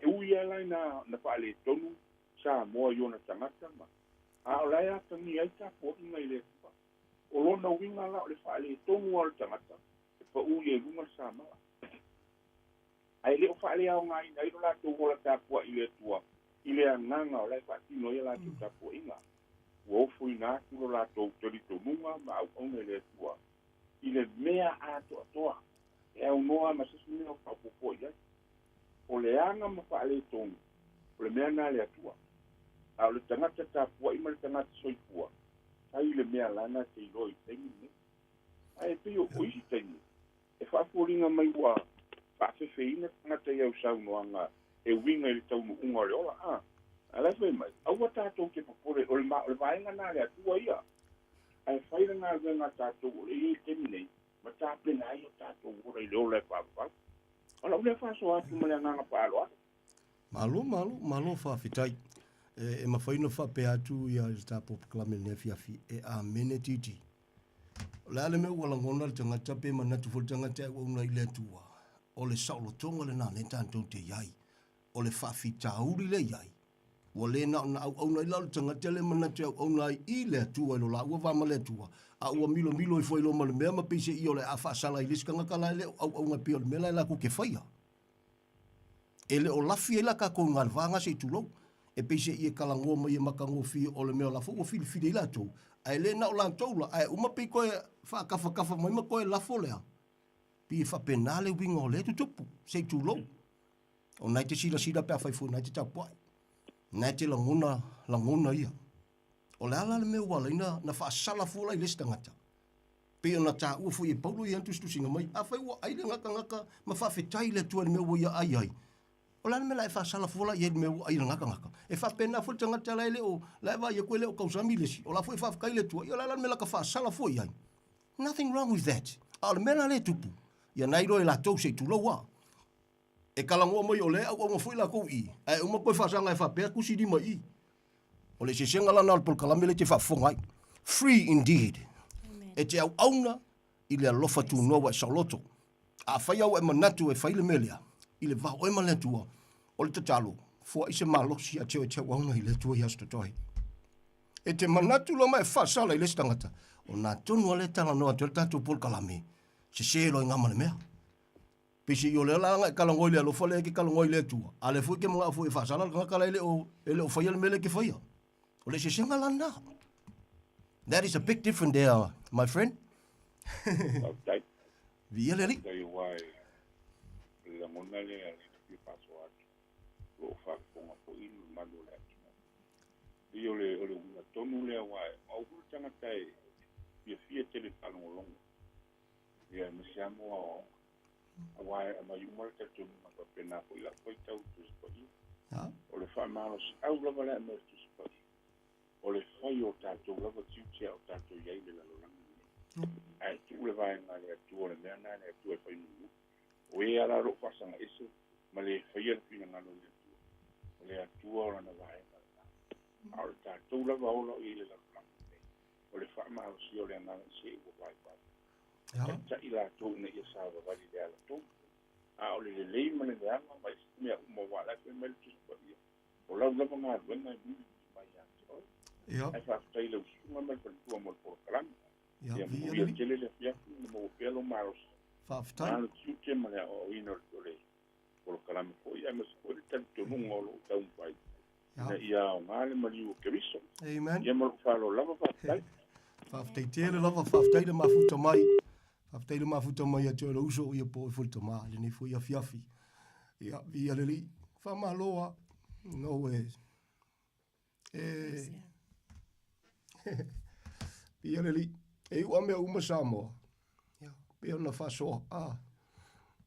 So se tangata soifua na te whaia se mea ona o le mena tupulunga sa talua i ua e langona ina ma o lo loto ma ua e amana i eina. Samoa le tunu pele. E o al kangaka anga salai ki alofa iai.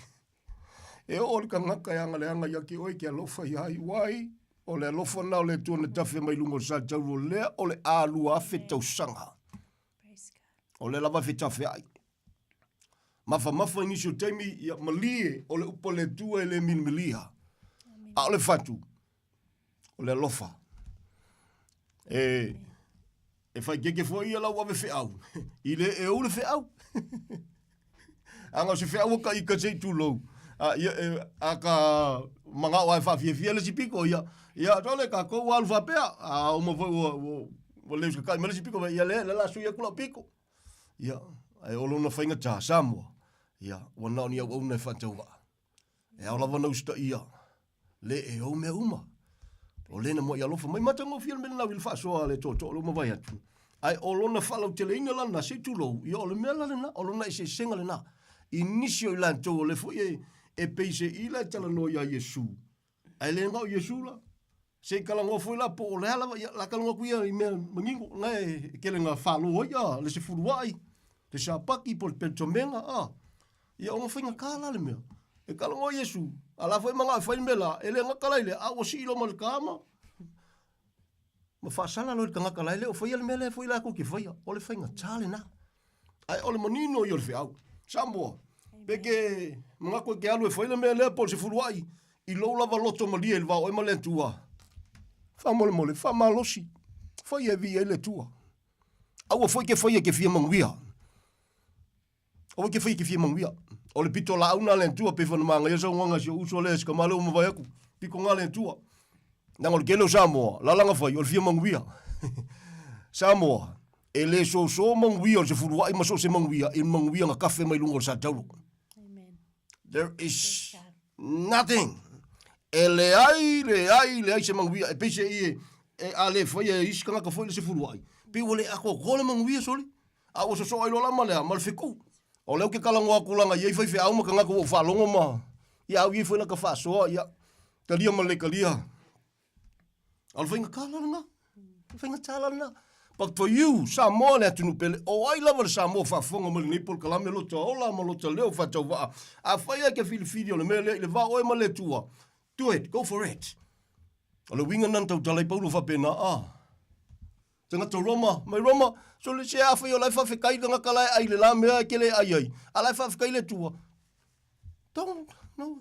That shouldn't be a problem to you at all. Fa penga fo nga kala ya o ya fe fo la ke le fi ka usami nga me ai. Ala ke fa fe kai fo le tua. Mate. Nothing wrong with that. Amen. Ai fa ya lo pe se I o le la fa kula fo inga ma fa lo ka we se la ngona vo ile nga se la me nga fa nga ka lia Yesu nga fo ke so li me nga. Then that is wrong. That is the pure message. Fainga talo. Let me say this again. I'm going to read this again. John will tua fa fonga le Samoa. Ile tau tinonga titi le wa fia tau sanga wa o ina teita. Ia fa no mai o to loto. Ia te mantou. Matou tele ianga le ngatu I se tasi. Matou tele I fa le anga ina se tasi. Matou tele o le ngia fo I se Samoa. Se kokasi. Amen. Praise God. Alfa maulalo le loto. Of course, sa walinga fale aso, ia. O la alkimika ki saksi e wakai le fie wakai ka posi upu fai po le alava, Ia feka ki suru ye, oi ka ko ki suru ye, suru sa o ia o lofo tama. O le suru te fuia sa talo Yesu. Ia feka ko ki suru fai ye. O na o ia le tari. Amen. A o le ola lai le upu monia le tua. Ia Samoa le tunu pele, ona o lona lo fatuno, ona o lana wala au ilo uola fatau waa. O ngala, ia o nga suya ilo le male. O nga whamalia kule ia Samoa, e le mawhai ia esika ngaka o nga lili ua le upu. E le se upu titi, e le se upu se whaiwhau po ai lava. O le upu le tua. Ai e tā ua lo na wa wina, e tusai ma le upu le tua. Praise God. Praise the Lord. Amen. Ia le ri, o le whinga tālana.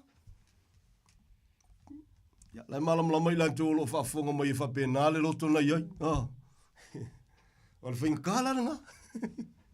Le lau pai la kika si mele ari. I ki whafonga ngisi o lo whaifo lako por kalame. I'm not afraid to say that. E whangisi o lako whailako por kalame. Lungon ngile ki o. Ia alu la whakalofa man whamalo. O ke kwalong koe whamalo. Whamalo ngā lulu e whamalo. I so se loku, so se whaife au. But when you go, invite o inge lako se minga. Sui a koe ngal whakalofa man whamalo leng whai a koe. O ka umai e ka pai a sa, o ngai ka pai o kou i aso o mang whiai. Where is the whakalofa le ka walanga I? O leo pole alofa leo kalong wako ke le fefe ka waku. Ka ku ke le la lafi ai. A avel whakalofa i a Samoa. Samoa malo, o whela wanga ka pai malo. Kwa malo lava, ma kwa pese i ma kwa mamoli al fa malo ma le loto. But when you go to the seminars, invite you la oe ke la ko seminga yo nga. Nga e ka pa ya la sa o ka nga ka le ka pa la so la ma fe ai. O e fa fonga sa mo ngi mea. E lo fa Yesu ya te oe ke le sao se ngo se loku. Ko mea, Samoa le tunu bele ua lava matutoe le toto na malingi lungo sa taulo lea o le alua afe tausanga taulo na tupu. Whasao loto ina le tangata mai le tumua i se pa ia le lofi o vai. Whamaoni nao le ntua. Whamaoni le nao le ntua Samoa. E taltonu le loto. O le totele, o le malamalama lava. O le awa onga nga ola ma ia wa maua ia le loto ma le mafau. Ia ma pese ua filifile ia, this is it, I don't want to know anything else.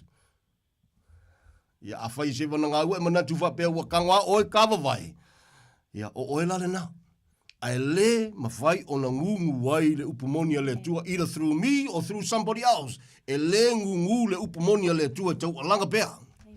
E tau alanga pea o lo ola, o lo ngalue. O le tala tuspaia, o le upo le tua, o lo ola, o lo ngalue. O le makau kia langa. La api vai a kwai maanga whangapu vale mea. O lo ngalue.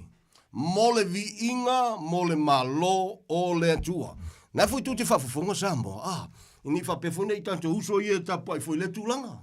Ne tapai sa paki mo o that. Whapeo le fui ka ke kua kuia ka wai kule hei. E o foi so-called lotu Pentecosto ma loku whaolainga. E kusi foi lima yo, ala foi ko ki nga inga ma ko e foi se furuai ma ko fa sala ka ka le foi se furuai. E kusi la lima yo, ale ko kusa le ya ka ko me e fai manga la foi uso ko mai lapiko. Ole le mana ia, ole maliwa Yesu. Ole foi kala nga me. Ole foi ka kele la nga me. E ko mai si va me le ya toli la woli la fia kausi fia sala lo fia kausi sa pakima, ya la foi ko mai la woli ma. Al me foi kai. La wali yu awa onga uma ia lua, e lea mga ia uma le maliu o Yesu Keriso. And that is the bottom line. Amen. Praise God. E lofa Yesu ia te oi, whai au, te tai, o te talo, se whamolmole se toi sitsila. Se toi sitsila whamolmole lupa le tua. E le pepelo le tua lana upo le whasao loto e le atali, e sao loto whamaoni, o le ai polonga oe, onga o oe aia. E ke loku e ke lea mga ia maliu o Yesu. E ke fia whai mele loku a makwa e lea mga ia Yesu nga maliu. Nga lafo Yesu yung kangaka, e whai akwa Yesu a machole o mako o whanga ua pelamo e le whapolonga inga mako o skangaka. O le ia le whapolonga, ale ang whapolonga yo ia kupiko me wheko whapolonga i whei. Mai ale po Yesu, sorry.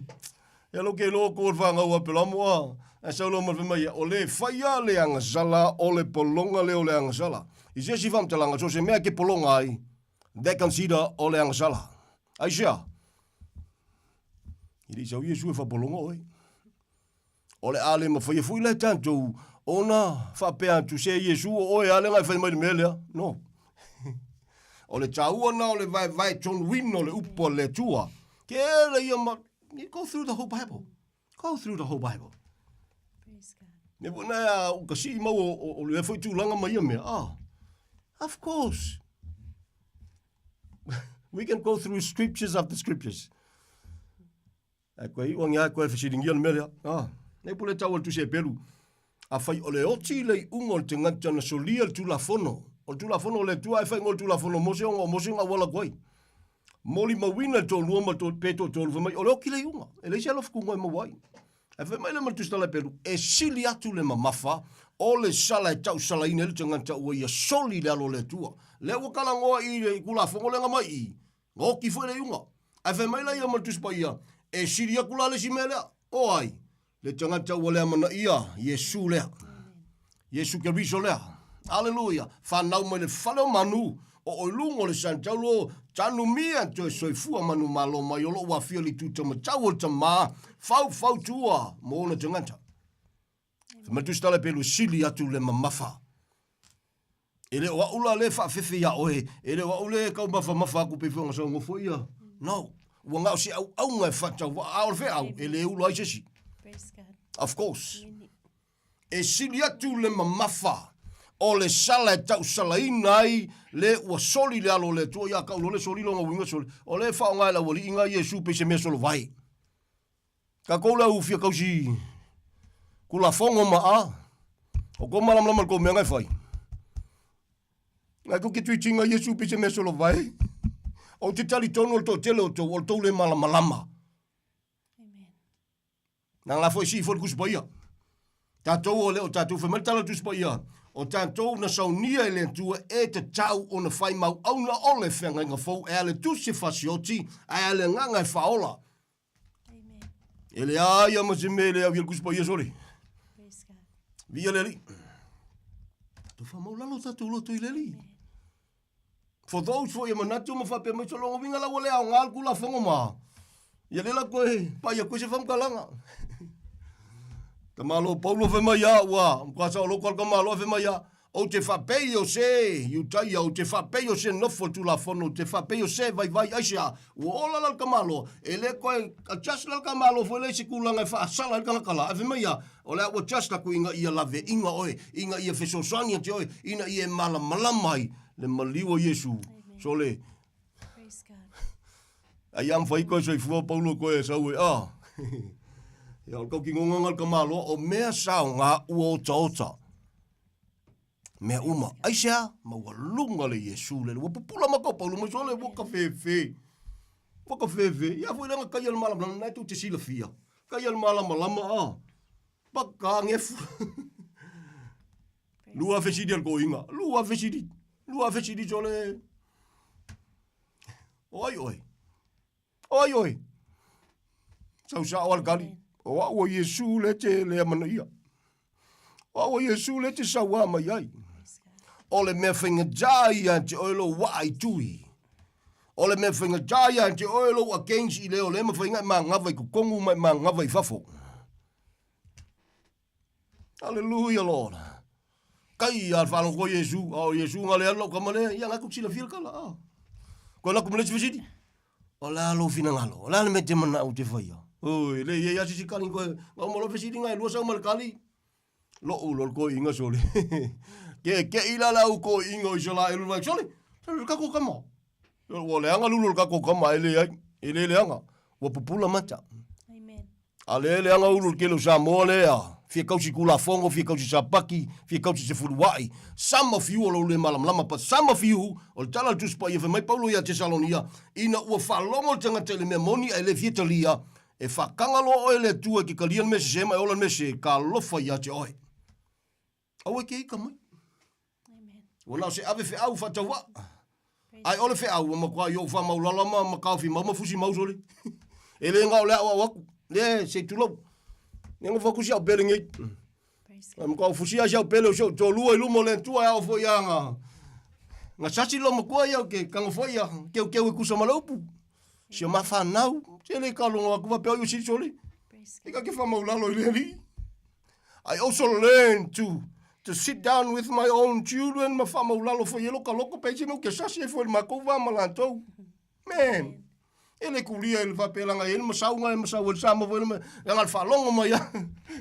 Wau ko kamanga wau le ulu la inga. Al kele yo ulu al whale kongu yo langa. It's an honor to serve, man. It's an honor to live. E tu sai ma le lofa tu noa sidi ese o le tua. E se manga yo me lo sky le pumongi soli. O so molia ia. O so molia ia. Amen. Hallelujah. Praise the Lord, praise the Lord. Ya, e pule ale tua ile na vala au ali mai tia. E loko ke le pe fa fo ke mo mo ali mai tia. Praise God. O lo se for ta tu tua. Hallelujah. Kau ki ngongal ko ingo Paulo fe mai ha. So le se wo ka fialu. Pupula makal ka malo, me so le se wo ka fialu. Fialu si mama fu ko si o filo ai si. So walu so le lenga maliu mo.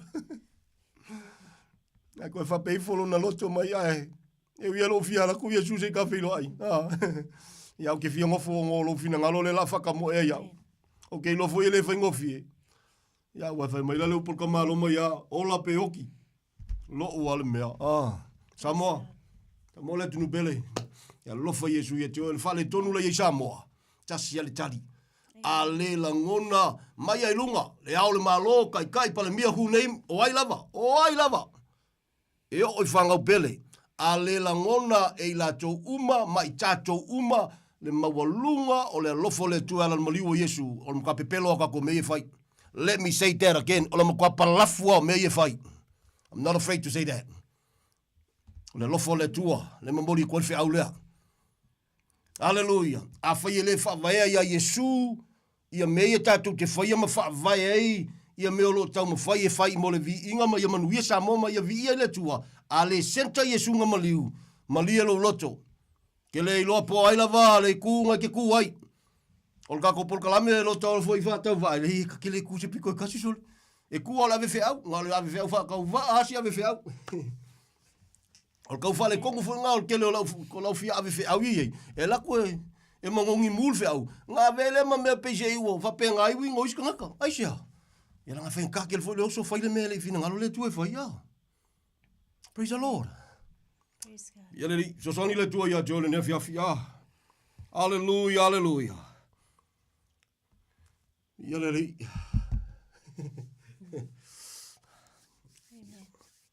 Tuma olo fa tama lungo tanto uma. E si uso bo ko la fai wenga. So soni ia uso. I'm going to say this again. I'm not going to mention your name. Ole tulanga pena e se si foi le manantu e. Ia langa ese awa ongo le soifonga nei ese mea awa o le nganga pa. Ia of course ese mena. Ai le fa pela fa le nga ina foi il tulanga tapenanga foi ia tapena ina ia sa po fela va ka nga i se va kosi fa ma le la pungila kuspoia. Hallelujah. Po fela ingeske nga nga mai pe o fiau pe triple doctor la ulo fa longa mo mai ai. Ele sidia nga lo nga luo le nganga pa ia ma mea awa o le nganga pa yo le tulanga ka. Nanga lalanga pise ie kau fale kongo le mea. O le claim is kanga ka la foi vala winga ele tua la tom foi me ama mama falinga. Ia e fa makala mai la falinga sole. E pau pale mea. Le winga tala pau pa. E le ma fai no toi fali ma fo ele tua polo nanga pa ia se me ko fa sanga kau kus pa ia le tua. No, never ever. Never ever. Ja, so soni le tua ia joy. Praise the Lord. Ya e faila masau nanga so uso la soli. Si, brother, so mai lalu. So mai lalu. Right of life is na le. Ya faila ya o ina tatu nga pa ya faila ole le vala ka ko molium ko fioki. Ele o se nga pa ia so le faingi me fa benga. Yes of course ye fa ya. Le me alo fa malo lo mai mal fa va venga. Ai le faingi me fa benga. Wrong. Well me nga si. So mai lalu. So mai lalo planga o Yesu le tali. Yesu na fa sa te roina le tali. Amen. Se fuluai o Yesu a malia lo ko ya Yesu. And then so se me ke faya male oli. E ke le fa sala foi le skanga kai sala le ku kusa ka ko. Ya la fai o kui. O ka ko kaimi. O tu se pelu lima mo le ono. O mena tala no ai mata o le mengo o so asusu mo me ango e prefer ya Israel. Ia fai o koinga fa penga ku si fa emo ko leva ia so pe uria ta te tai atu le tu so fomo lola na o pa ia fa talanga si temu mo pai na te pa ia o lo o kalango e prefer ia Israel no menga so asusu mo me ango of course en fainga o winga fo kanga kala o leva nga loko ala ele ia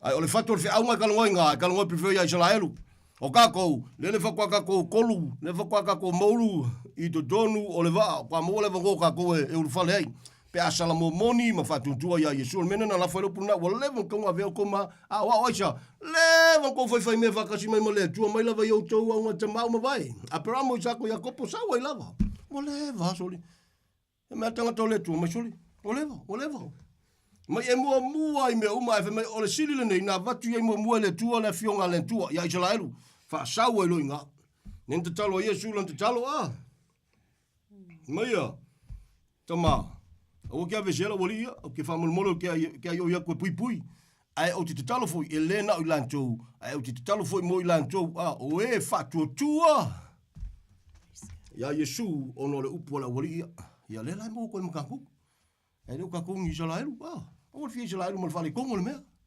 anga le leile tua ya te ole ne fiafi Tu mau alo fo mai lunga. So se Samoa o Salamo moni ma fa tua. Ya, Yesu ke riso Samoa fa mole e te le sao se ngose lotu. Be very careful wali ia pe fia. Si lunga ka au la ko kulanga mala ko finga ma. Even me yo mo doctor sole se lengi se tu lo wa ke ka lengi me ale tuanga me. Me al kingo, me ale la langi. Those are the system of the langi. Ale la manga o acknowledge e vole manga o ye sifa pe lunga sole. Kai ya, wala va kai sia wonga whakauwa. Seki alenga. Amen. Pe kukulu al fale ola ka kingo foi masio golu mal fanga uma paki e au. Ile lofo ta mai ala ya Yesu o ka seki lenga. Ye mai o lo la tulango na ina le lofo tu no ala le pumoni. Nga, ne skala ngo se loku. Ele ska vanga foi po e kul fa sa ai. Ye la nga kul fa sa ka un kal fa sa o mo o jeoli. Ona o le amana io Yesu na maliu. Alo fatu. Tu mau olo fa tamai lungo tatu ma lo lava foi le on sai mai ma lo fa nuftu talo so se sa mo lo man tuni pul kalame wa nau ni wa na fa tauwa ang le leile tua ia te oil ne fia fi volta stol fa oli mai va o le olo fitu ono fa falu o tas fa no mer fa nefso tai me pe mana mia se fe so swani wa nau ni au na fa tauwa I can only fe so swani ku so malupu ale au ilo pole tua ele me fango fo pose me ele me fango ko ja ai au ilo pole tua mali e pekele fia e wa le pole tua. When we oil le fa longo fa mo longo telia. Ale vi inga fo ile tua. Fa iste talo ne fia fita ma fo ile vi inga ya te oi. Fa ftai tele ata ma. Hallelujah. Fa ftai tele a. Na fa mo lalo le loto, ne fo fia fi ma tango fi ta ma. Yo fa mai a fo le pol kalame tu sai mali temi wa. Ta penaina. Ngalu atu ngalu ane ngalu i folo mana. Lo nganga pa ia ta ma. Fa manatu sio ma tu tunu pele o Samoa. O na o Yesu ke riso na whaasa tauina le tali. So se tangata soifua. I so se mawhatianga, I so se avenga, I so se whaafi tauli, I so se mai. O na o Yesu ke riso na whaasa tauina peo na e whetalaima e tali a Paulo I le taimi. O lava matu toelo walo fatu noa. E wheso soani. Ia vi ia oe whabavau. Si tia ia te oisio matu atunu pele o Samoa tamai o na tangata anu. Io matu ainga le tino ni woni e masani ma so se tasi. Au tu ua vanolo walo fatunoa. Whamana mo le tāpena lau whalatanga le laupu moni tama. O walava ma le loto le tangata. Lou fina ngalo ia whatauina tama. Le whangaloina tama. Si ti hatu ia te oe me uma. Le ainga le whatuatua lau tele so se ngangana I so se lano. So se tasi wa salamo moni ma whatuatua ia te o Yesu. O wa ao lofa e whalo loa. Le whangaloina lo nua I salwa elu ili te talo. O wa ao lofa e whalo loa tu sai mau walo angatama. I lo lava taimi. Le tio tamal pulenga le tio. O ao lo fai falo lo le o no foi lo tio te male ainga. O ao lo fai falo lo tama. Ta po inga la uso tama mo so se Samoa mo tuni pul kalami la tu te talo. A ti alo matu fata wa o maola fata wa ma to lo le fanao. Father, it's an honor to serve you. And to live for you. I lalo lo lo fatu no ia vi o nei maso ma fa fete tele. Ala ia te o Yesu te talo o fa fete tele. Amen and amen. Thank you, Lord. Amen. Thank you, Father. Hallelujah.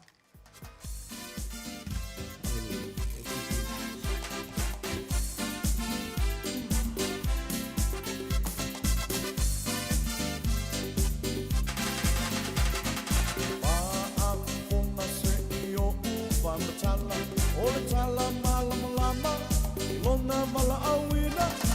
Ai le filinga wale o le tino a o le nganga wa o ye o mai ma ama ai le loto le tangata.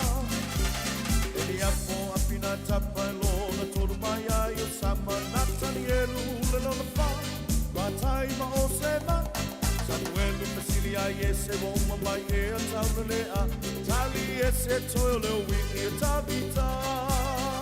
Emana mia ele tua, o tole na luenga e fama oni, fama losi. Emana mia ele tua, o tole na luenga e fama wina e fatu wina no le mana. Emana mia ele tua, o tole na luenga e fama oni, fama losi. Emana mia ele tua. Tole la luenga e fa uina e fatu uina I lor mana.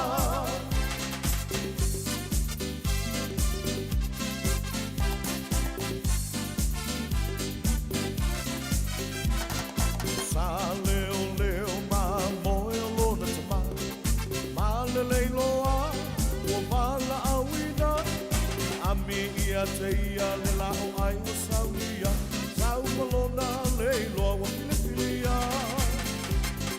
E o vai a Samuelu ina tula ia, o ia le na o Filipilia, tau ua whaauina i luma o no souma, o no sofia i lea o ia i lea nganga. E manau mia e lea tua, o ni soa le ngaluenga i whamaoni, whamalolosi. E manau mia e lea tua, o ni soa le ngaluenga i whauina i whatumuina i lona mana. E manau mia e lea tua, o ni soa le ngaluenga i whamaoni, whamalolosi. E manau mia e lea tua, o ni soa le ngaluenga i whauina i whatumuina i lona mana.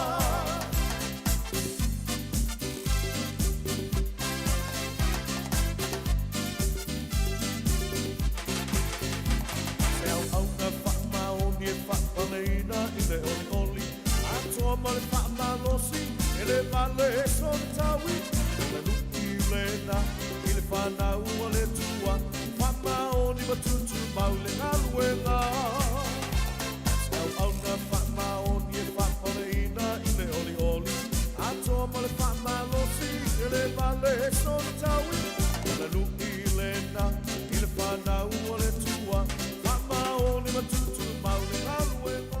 Lau bia ni toa e ngā ruenga se whakamālia o sana tā vita, mai atu waini, programe pānsta titi sāre pēmar patoia a tālia marumarole upu a le tua. Puetu maruria, sunga titi ma tānia maruria rungo ala i le lofo le li, toi pui mai programe le nā. I le vai a spaupe a tātou lia leanga le leio lo tātou atua. Lewa, tāpena mai pāsta so alo tanga loa, pe po ia pāsta mo moe mausu, pira usu, ia pāsta e te wati tau sangar tātou porklame, tau longo atu. Semai alau whaponga Samoa.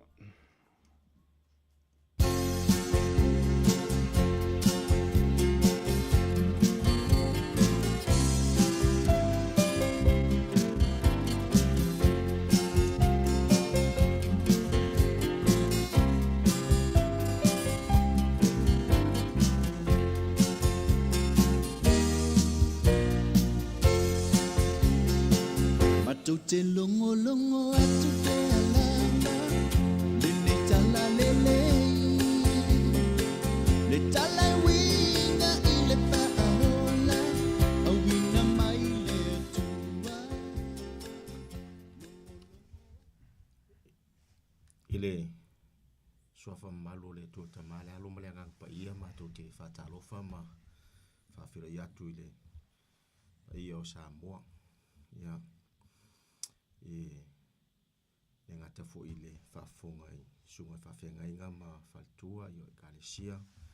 Ia, ngata fo ilea o Samoa mwhaion tātou mafuta i ne fiafi o pia lawa se meo nei ke lope o laulangi o mai mua ma tātou mafuta mai ne fiafi. Ia, mātou te whawhiri atu i soa fo Yesu. Ngata fo ilea i o tono whalmai mwhalpuipui. Ia, mātou te whawhiri atu i le whenga iei ma. Ia, ma le ngata o whawhitauri fōi ia ma o lo ui aile o langa i tono whalpuipui. A tōro whale mai a whea fōi mai o tino. Ia mātou te whawhila iatu ne fiafi i ne soafa Yesu. Leo tātou li i mo leo tātou whaola. Ma lor fo lau, ma lor fōi le tautua ma le au auna i le atua nei fōi aso pa ia. Ia whatawhai taulanga e fia. Ia mātou te whatalo whatu ne fiafi. Ia le li ne fiafi. Soafa Yesu le li o le ola. Le li o mani malo. Ia whawhila iatu ai nei pō. O le a tātou talo. Whaftai le tuan mātou tamane fiafi. Ia lava lau fio o no po kalame mwha moe moenga. Whai whatau nuina. Nei mta upu o le taulongolongo. Awa leila upu mātou te le tutupu. Ilo lava fina ngalo. Talo le tuan mātou tamane fiafi. O fia lava se mea o maua maua mai nei po kalame o tangata. Ia o atu le mana o lau upu fola ni fiafi. Talo le tua fsosoan mai oe le amatai no nei por kalame. ia i loanga lei ma lau whauunga nea fiafi ina ia tofusia i mātou e wala la upo la whaasoaina la uona nea fiafi mātou tau whaila ngona oe ia i mea lo e anga le ia te mātou ia fo i le Radio Samoa le tua ia taito fo i ia ngata fo i le pulenga nei radio le tua mātou ta mai longa le mau wha maunianga ia fo i mata to ilo vi inga mata lau fio le nei fa moe man nei po kalami fa una fo i lau fio ia mawalunga i so vi inga ilo suafa Yesu amene la tu le sunga ia Pastor moe mausu ia wale upo le tua ne fiafi ia patai o te fia whaasole nea fiafi le tasi o vaenga o le launga Yesu i mone maunga. Ngai maua ngai le mate e ono rona whai upo e tolsu matasi, tolu lua, tolu wha. Whapea ia upo le saunoanga o le tātou li wha o le nei. Awane i o tōpu pole ma whapea ane. Ni a mea tātou te ai. Ni a fo i mea tātou te inu ai. Ni a fo i mea tātou te ofu ai. Awa mea uma ia ua sai lia inu ese. Awa ua sila fia e lo o tau tamau i le langi. E ao ngā ia mea uma ia te o tau. Ai o tau mua isa ili le malo o lea tua malana mi o tonu. O na whaapopo i natu lea o ia mea uma ia te o tau. O le nei aua tau te popole le aso a tai au. Awa e popole le aso a tai au i ana lava mea. E ta tau le aso lona lava leanga. Amen. Ke lo e upu leo le popole. Upu le fia wha amalo si atua le nea fia fi Samoa. Kasi leo mea ua to te le tangata ua whaina i o lato soifua o le popole. O le si voia tangata o le ala ato whaalawa le neipo o la ato wha popole. Amen. A le whai malefe talainga Yesu e le mawhai e le popole o na wha umi lo soifua e se kupita se tasi po se minute se tasi po se tūla se tasi, po se aso se tasi, e le mawhai le popole. Ngai fo i whai uwha penga whai upu alana whetalainga. Awa e lunga lavo le aso lona le anga. O lona winga fōringa mai o le melo le popole, e leo se mele lei o le mele anga. So se mea lava lai popole ili tangata. E a whai na ilona soifua. O le si la wa fai na soi foro pole ai asu esu kunga sole o mea vai ama mea fatau va alai e popole le tangata e ele antidote pole for le popole o le meka o le loto e malie o le meka o le whapalangi o le content meaning peaceful happiness no winga o le fia e file mu e le mawhai launga maua e se tasi le fofo lea po le antidote lea. Se wa ngā lava ua iai lea tua leo lango le tangata. A wafo i o lea tua o ia o le puna o mea uma o ia fo i e au maia pe upfa palangi. He is the source and he is the provider of that antidote. E mga mea le tangata i ele popoli. O ia ngake au maia le mea ka o le loto e malie inga iawe e se ele popolo le tangata langa o isi popoli. O mea lai popole ele o ngi mea ta hua tele. I le tusi lale na whaitawina, e iai ia mea e mafua i o na tupu le popole o le tangata. Lok fia whaso tu ati o le fia while ngei ingi vaenga se tolu. O le si vaenga mua.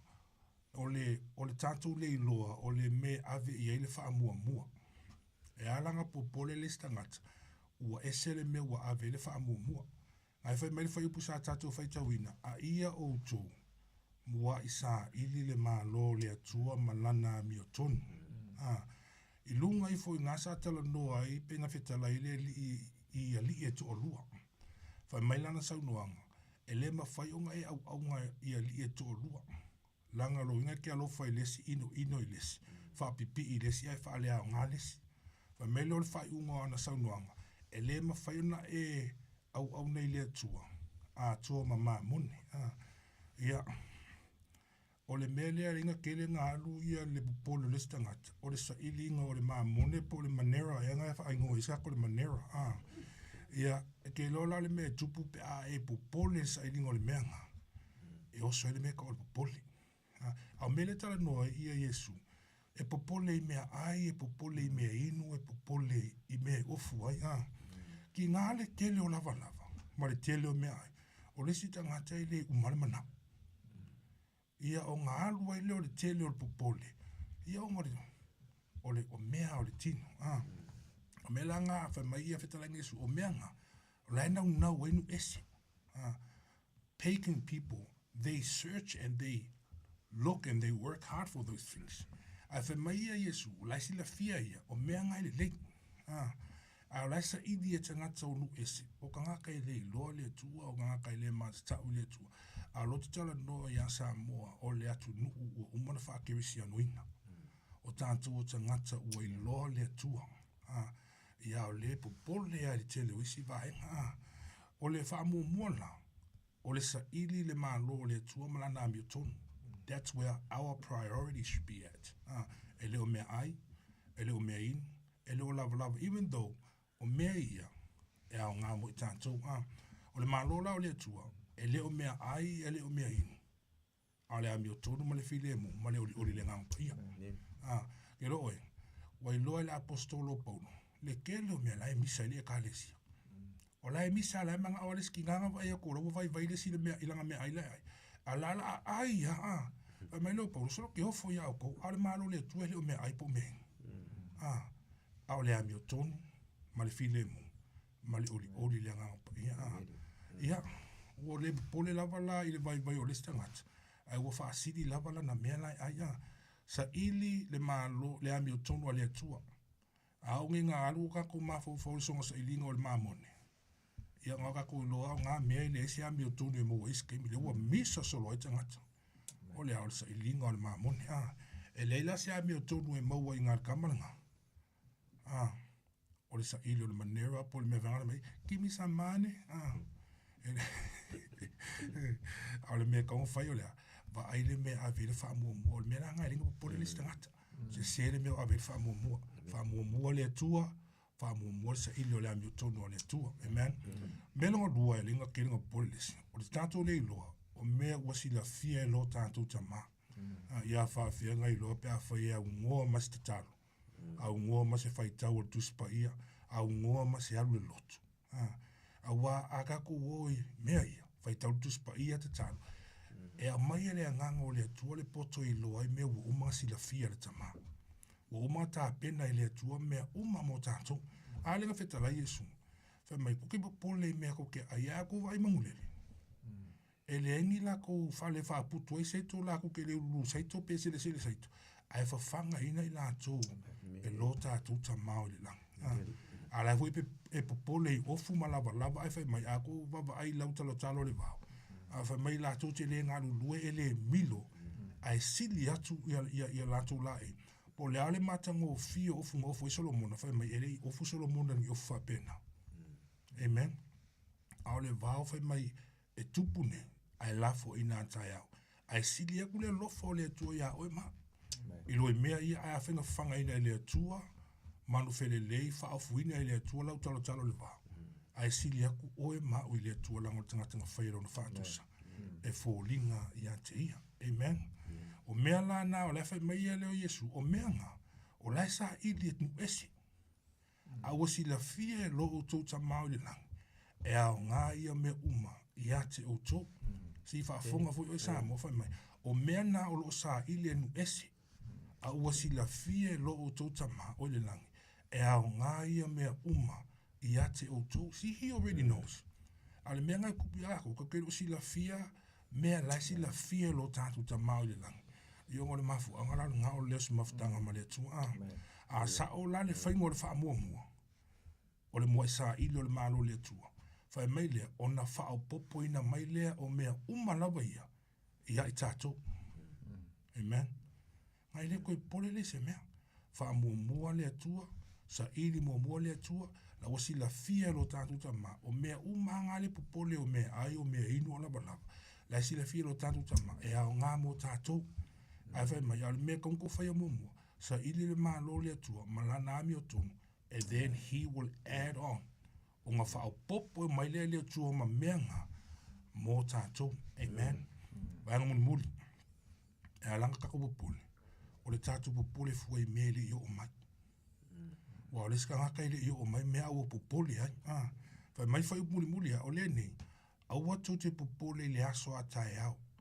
Au ai popole le aso a tae au I ana lava mea. E tatau I le aso lona lava le anga. Ua lava mea o le ngai aso ke popole ai. O lava mea o le nei aso te maa fau ai. Fa mai upu al fitarai ngai su. Ku u mea tae au. Ua ke popole fue mea tae au. Ai mana tu natu I mea o le aso le nei. Praise the Lord. Ia ua o le si ngā avenga ma mafaru wa velesi. O loa popole ia tae au. Ai le o mai tae au. Ai ku tae au ia. Se i popole ia pe au ia. Pe se maa fau pe au ia. Ngai ke ua popole le ngai po. Ia ai le o mai tae au. Pe ke ua ka popole le ngai po. Ai o ka le o tae au si tu lou lava. Au le ngā o le ati ngā inga lava e ka uambo le ngā popole mo tae au. Ai le o mai. Mga kula ngā lungo tū. E alanga ko popole. O le kako popole fue me le o mai. Me ngā e se le maa ngai o le upu fue le a kako le wha pia wha moe le toa. E alua luase mea ua ngana loa pia wha moe le toa. Ko e oe ko e mana tu natu o le popole fue ngā mea. E mai upu a le sito ina sa whai moifu ia tia unga o ina ia. A wale wha mama wha mea le au ngā i le maa fau whau. A wale wha mama wha fuaranga le mea ngai polo ngai. Samoa, popole leo se mea le lei. Langa ko popole i ongo mafu anga pe ngo whai lo aku. Kau kero I loa me kau ngā ave le wha mua mua. Aga ko I loa ave le wha mua mua I le atua. O ngā wheso soangi mai lo le atua e a mai le maa fau fau tonu. Wheso soangi le atua e a mai le mea ka o le loto e malia I mea ngau I ante oe. Mai tā vita o la se levo kau sanga au nganga kire I loa pere I wa ai ngisi o fia ai. Amen. E o ka whaango ngua kala kuisi keimi ko wakunga. E ei fo I maisi tangata ua fia ai. Au wakunga o kanga ka tātou. Ala iei ai ngā. O wale pupole. Wha mua le tua. Wha mua le tua.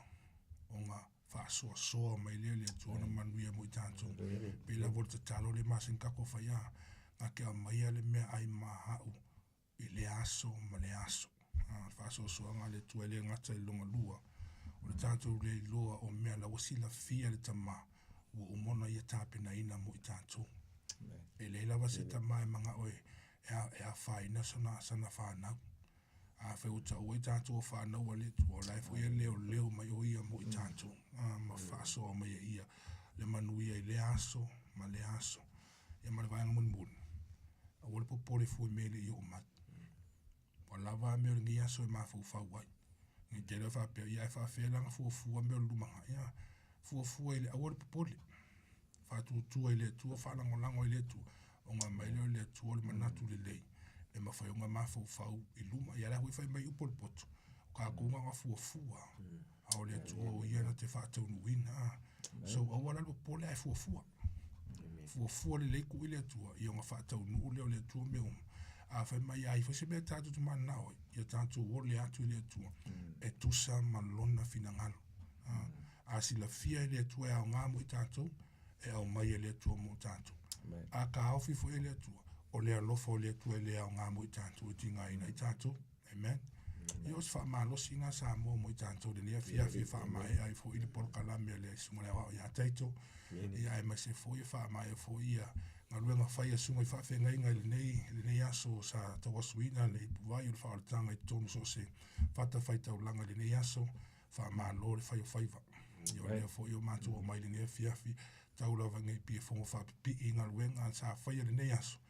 Ia e kasi la wale tātou la unga le whai. Whalango lango I le tua. Kaulongo longo nga nei fiafi. O wale popole, na wale popole leo se mea le lei. O le mea leanga le whaima I sau wale aso molona ia leanga. Ai whalango lango le tua I o mamanguia I leo aso umala vai te soifua I mamatu whiola ai. Amen. Ia whamanuia le tua le nea fiafi Samoa. Lo whaatu mo tau. Whaftai ia le li. Tātou talo. Whaftai tele le tua lo mātou tamai le lea fiafi. Se avanoa le leile le ie ua mātou whalongo longo ai. Au feta laila o fionga I o mātou loto e ala ila o auna. O se upo e wha manato, o se upo fo I e whai malu I tau o se wha malosi. Ia, i le soifuanga le li e o tangata whaatuatua. Ai maise le li e o si o mātou atunu o Samoa. Whaaftai lau upu a wā o le upu o le ola. O le sulu le i o mātou vai, ma le malama lama i o mātou wala. O lou fina ngalo lea mo i mātou le li e. Na ia mātou sa ili, lou malo ai maise o lau wami o tonu. Na wā ua uma na e tā pena mai e saunia mea uma. Mo tangata whaatuatua le li e. Te soa ni mai le mana o lou nganga pa ia. E whaalau tele, ma moli o lau upu, i fina ngalo ma loto o he ua mawhaio na whaalongo longo i le neipo, ai maise o mātou tangata. Na ia mātou tu ina atu i te oe mea uma mātou te popole ai, a wā o oe o le atua wha maoni, o oe o le atua e malie ai o mātou loto, e mea lele uma. O ai lava so se tasi o maua mai le li ie le neipolo kalami le neipo. Le ase whaafita uli, o le ase mana onga, o le ase meo mana o mia ai lau feso soani. Anga le yatu anganga pa ia ma e whaamanuia. Whaamanuia si o mātou atunu o Samoa, mai lava i ona tai se ia pa ia se au pito i titi. Anga le lei lau o fio ma whaamanuia. Whaamanuia le nei vai aso ma fuafuanga, ia awane ingalo ia te i mātou lau o fionga, e peo na mātou whaalongo ia ili nei po. Na ia awane i o mātou popole le ali i se mea. Awa o lo o soifua oe o lo mātou atua. E te le tu ulafo ina i mātou. E wha maoni lau upu, e wha maoni iau folafolanga. E te whaia e tusa o lo lava finangalo. Awa o oe o le atua alofa, ma le alofa muti vali. Whaamanuia i mātou uma ili nei po, whaamanuia fo ili nei ala leo, lau o auna fo i a taito o lo whea ngai ma le pol kalame ili nei a fiafi. Ia iai au whaamnianga. Le atua i te fo i a te oelo lava vi inga. Au la mātou te talo ili nei po, aua nei fo i fua lau upu. Ia whaia le mea e te whina ngalo iai. Aua au lea lo whina ngalo ina ia manuia tangata uma. O e tali tonu ma whaatua ia te oelo mātou atua. Ia vi ia lo suafa e whaavavau, whaafetai lea vanoa, ua whaonga ina i lau au auna i maise o mātou tangata. E tau longo lo fina ngalo mo si o mātou atunu o Samoa. Ia vi ia o e whaavavau. Amene ma amene.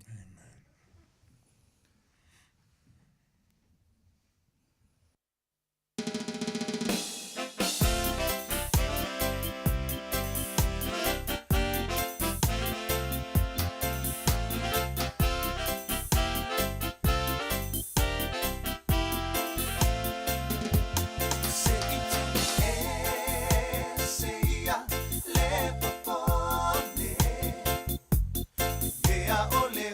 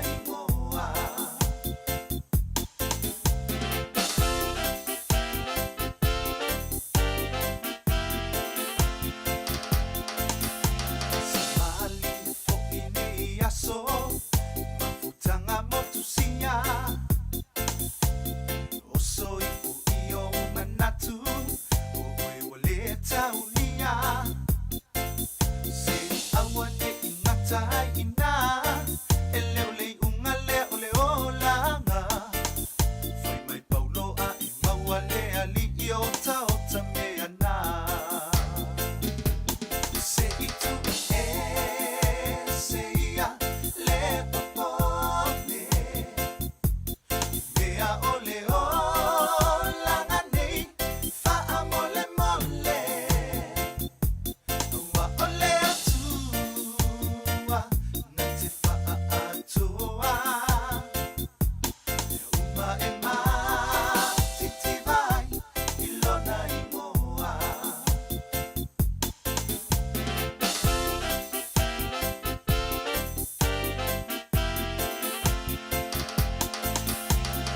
si o tangata e uinga Lanu lanu wai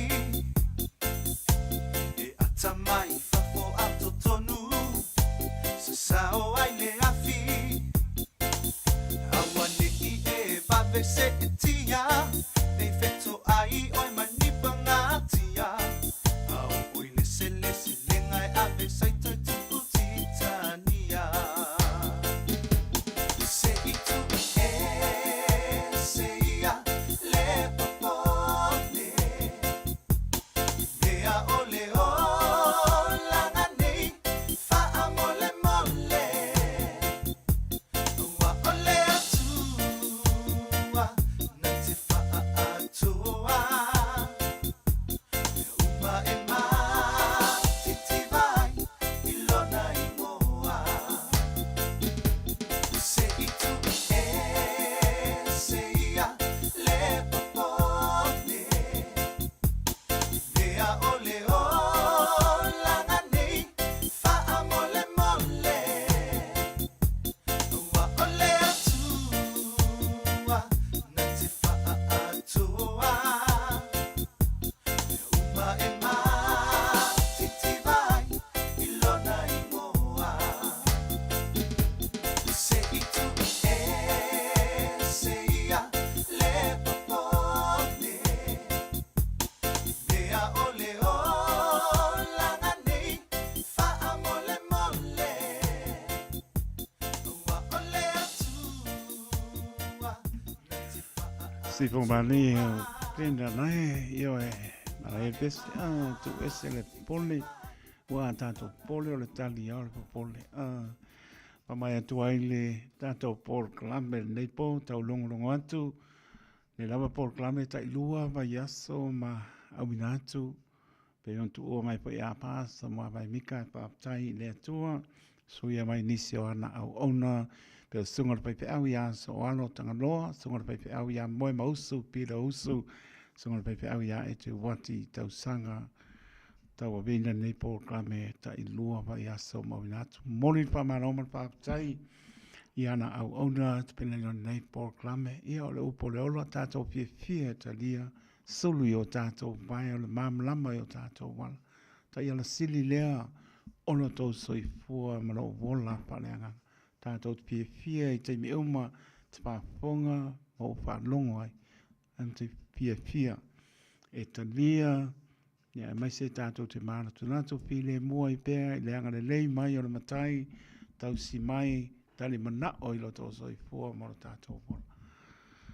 Mori wha malo moro whaapatai ana. Ona manuia po I atu I longo ana, pui le li I loto so I fua, whaatonuina I maota malawa, Moa mana o longa pile mo nei po le anga le matai ia mo po le so atai au I le lofa mai o tātou tuas pa ponga po I la por kame tau longo atu e se la sa mo mo la sa tu on tu tai lo vai aso mo inatu mo le nga pa lo ia o le wa lo so van vi te ona tale o sutas ia tau lunga sta tua le ona pa tau pa nei po mai alta ele o le nga o le loto matua le pa mano ma pa tai o la pa tai le ato ta to no mai lava I munga ma lunga pa ia se o pitu titi pa tai lau ta po ingo fai vai ta po ia e malunia pa mnia le ni le manu ta to no e mai se o tu a sin sina ia pa mano longa le ni se o lo fa ngai ma ti nga o ti no so se mota nga se mota malawa o le tatalo lava au se le fia le ni o lo whātua e te mano loa ai.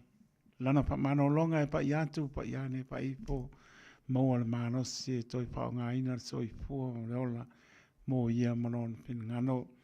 Nisi o aingo pe ngai pa no noanga o nisi pele i maaptanga o motsia le malanga le maniu. Pa mai se lea nganga o le li. Ai alofa le li i nuia tato mano longa le nei po. Pa taile talia ino lo pa tau waa i moto malao tono sa pa penga o atu no e mamao mano tau pati mai. La tau weva mai lungo le apia po linga ma lungo le YouTube channel. Pai o le pa leo ina no swapa o sili fia le li. Lau pa tai atu i ate o tau le lango mai pa mnia le atua. So le mano le atunu lau pengar venga tutofia le atua. So se to vine tau suina le vai o le soifua wani a nganga mo e malona mano. Tu maurpa unga le li i ate o tau mo le mano si tino pa sili sili i le nganga. Ya wana maranga venga le atua wana umina i o tau. Tala le su ke riso ni nganga mo e malon malo a petai tele la o to ngan venga pola pola pangane le spai vai asa ma se mau ton pai lava ina ia atoa hatu liu sa e pa pena lava pe mai lo pu ngata i pane potol tau tai se le na tu yama pa mo mo lo to ngan ke siano o te manga no ai anga solo tato por clame ya me se o pe sengo bi inga lo tato tua se ia pa e poi le tu lai ono i le anga le lum tai ian pas mai poi le pengal vengo per sunga le ia o ya ta pai meni ia man per tua ya Natasha va e lua ia ma le pengal venga per masani ai tau tua lo to pa ia ma lo to manu pe au dia le vai as fo e manu ia mano longa le nei po pa puina i tato le a lau tele le lofa tu no lo tato tua to fam mo pi le mui lo nanga le lei maua le aso a tai au fōringa pe i tātou i lona lofa ma lona anga le lei. Nia ngā venga whai o vai aso o mua mua, nia pona i along whanau, pe ngai matu uanga pui pui le le, tala noa i lau te mā, tala noa i lau tina. Pa so i eise meo e le fia fia ai, i nā vai aso sa, pa i malanga mai a o onga, pa so i lau tina au ni ngā tia, e manatua le ngana no manatasi le nā e te tautana e tama manateine ia o lolu manai ia te moa le papero tānia na ua moa mana ngana tautana le mea lofa le li po wa ia i tātou so i fua e ai o tō mātua mola e teito po ilvi inga ne atua manuia o tō mano longa tama manateine tana noa lo ta maa mano tina ia mwhaispe au au le pāwale Manuia le po, taito tano tō le au au na soifua ma ia manuia.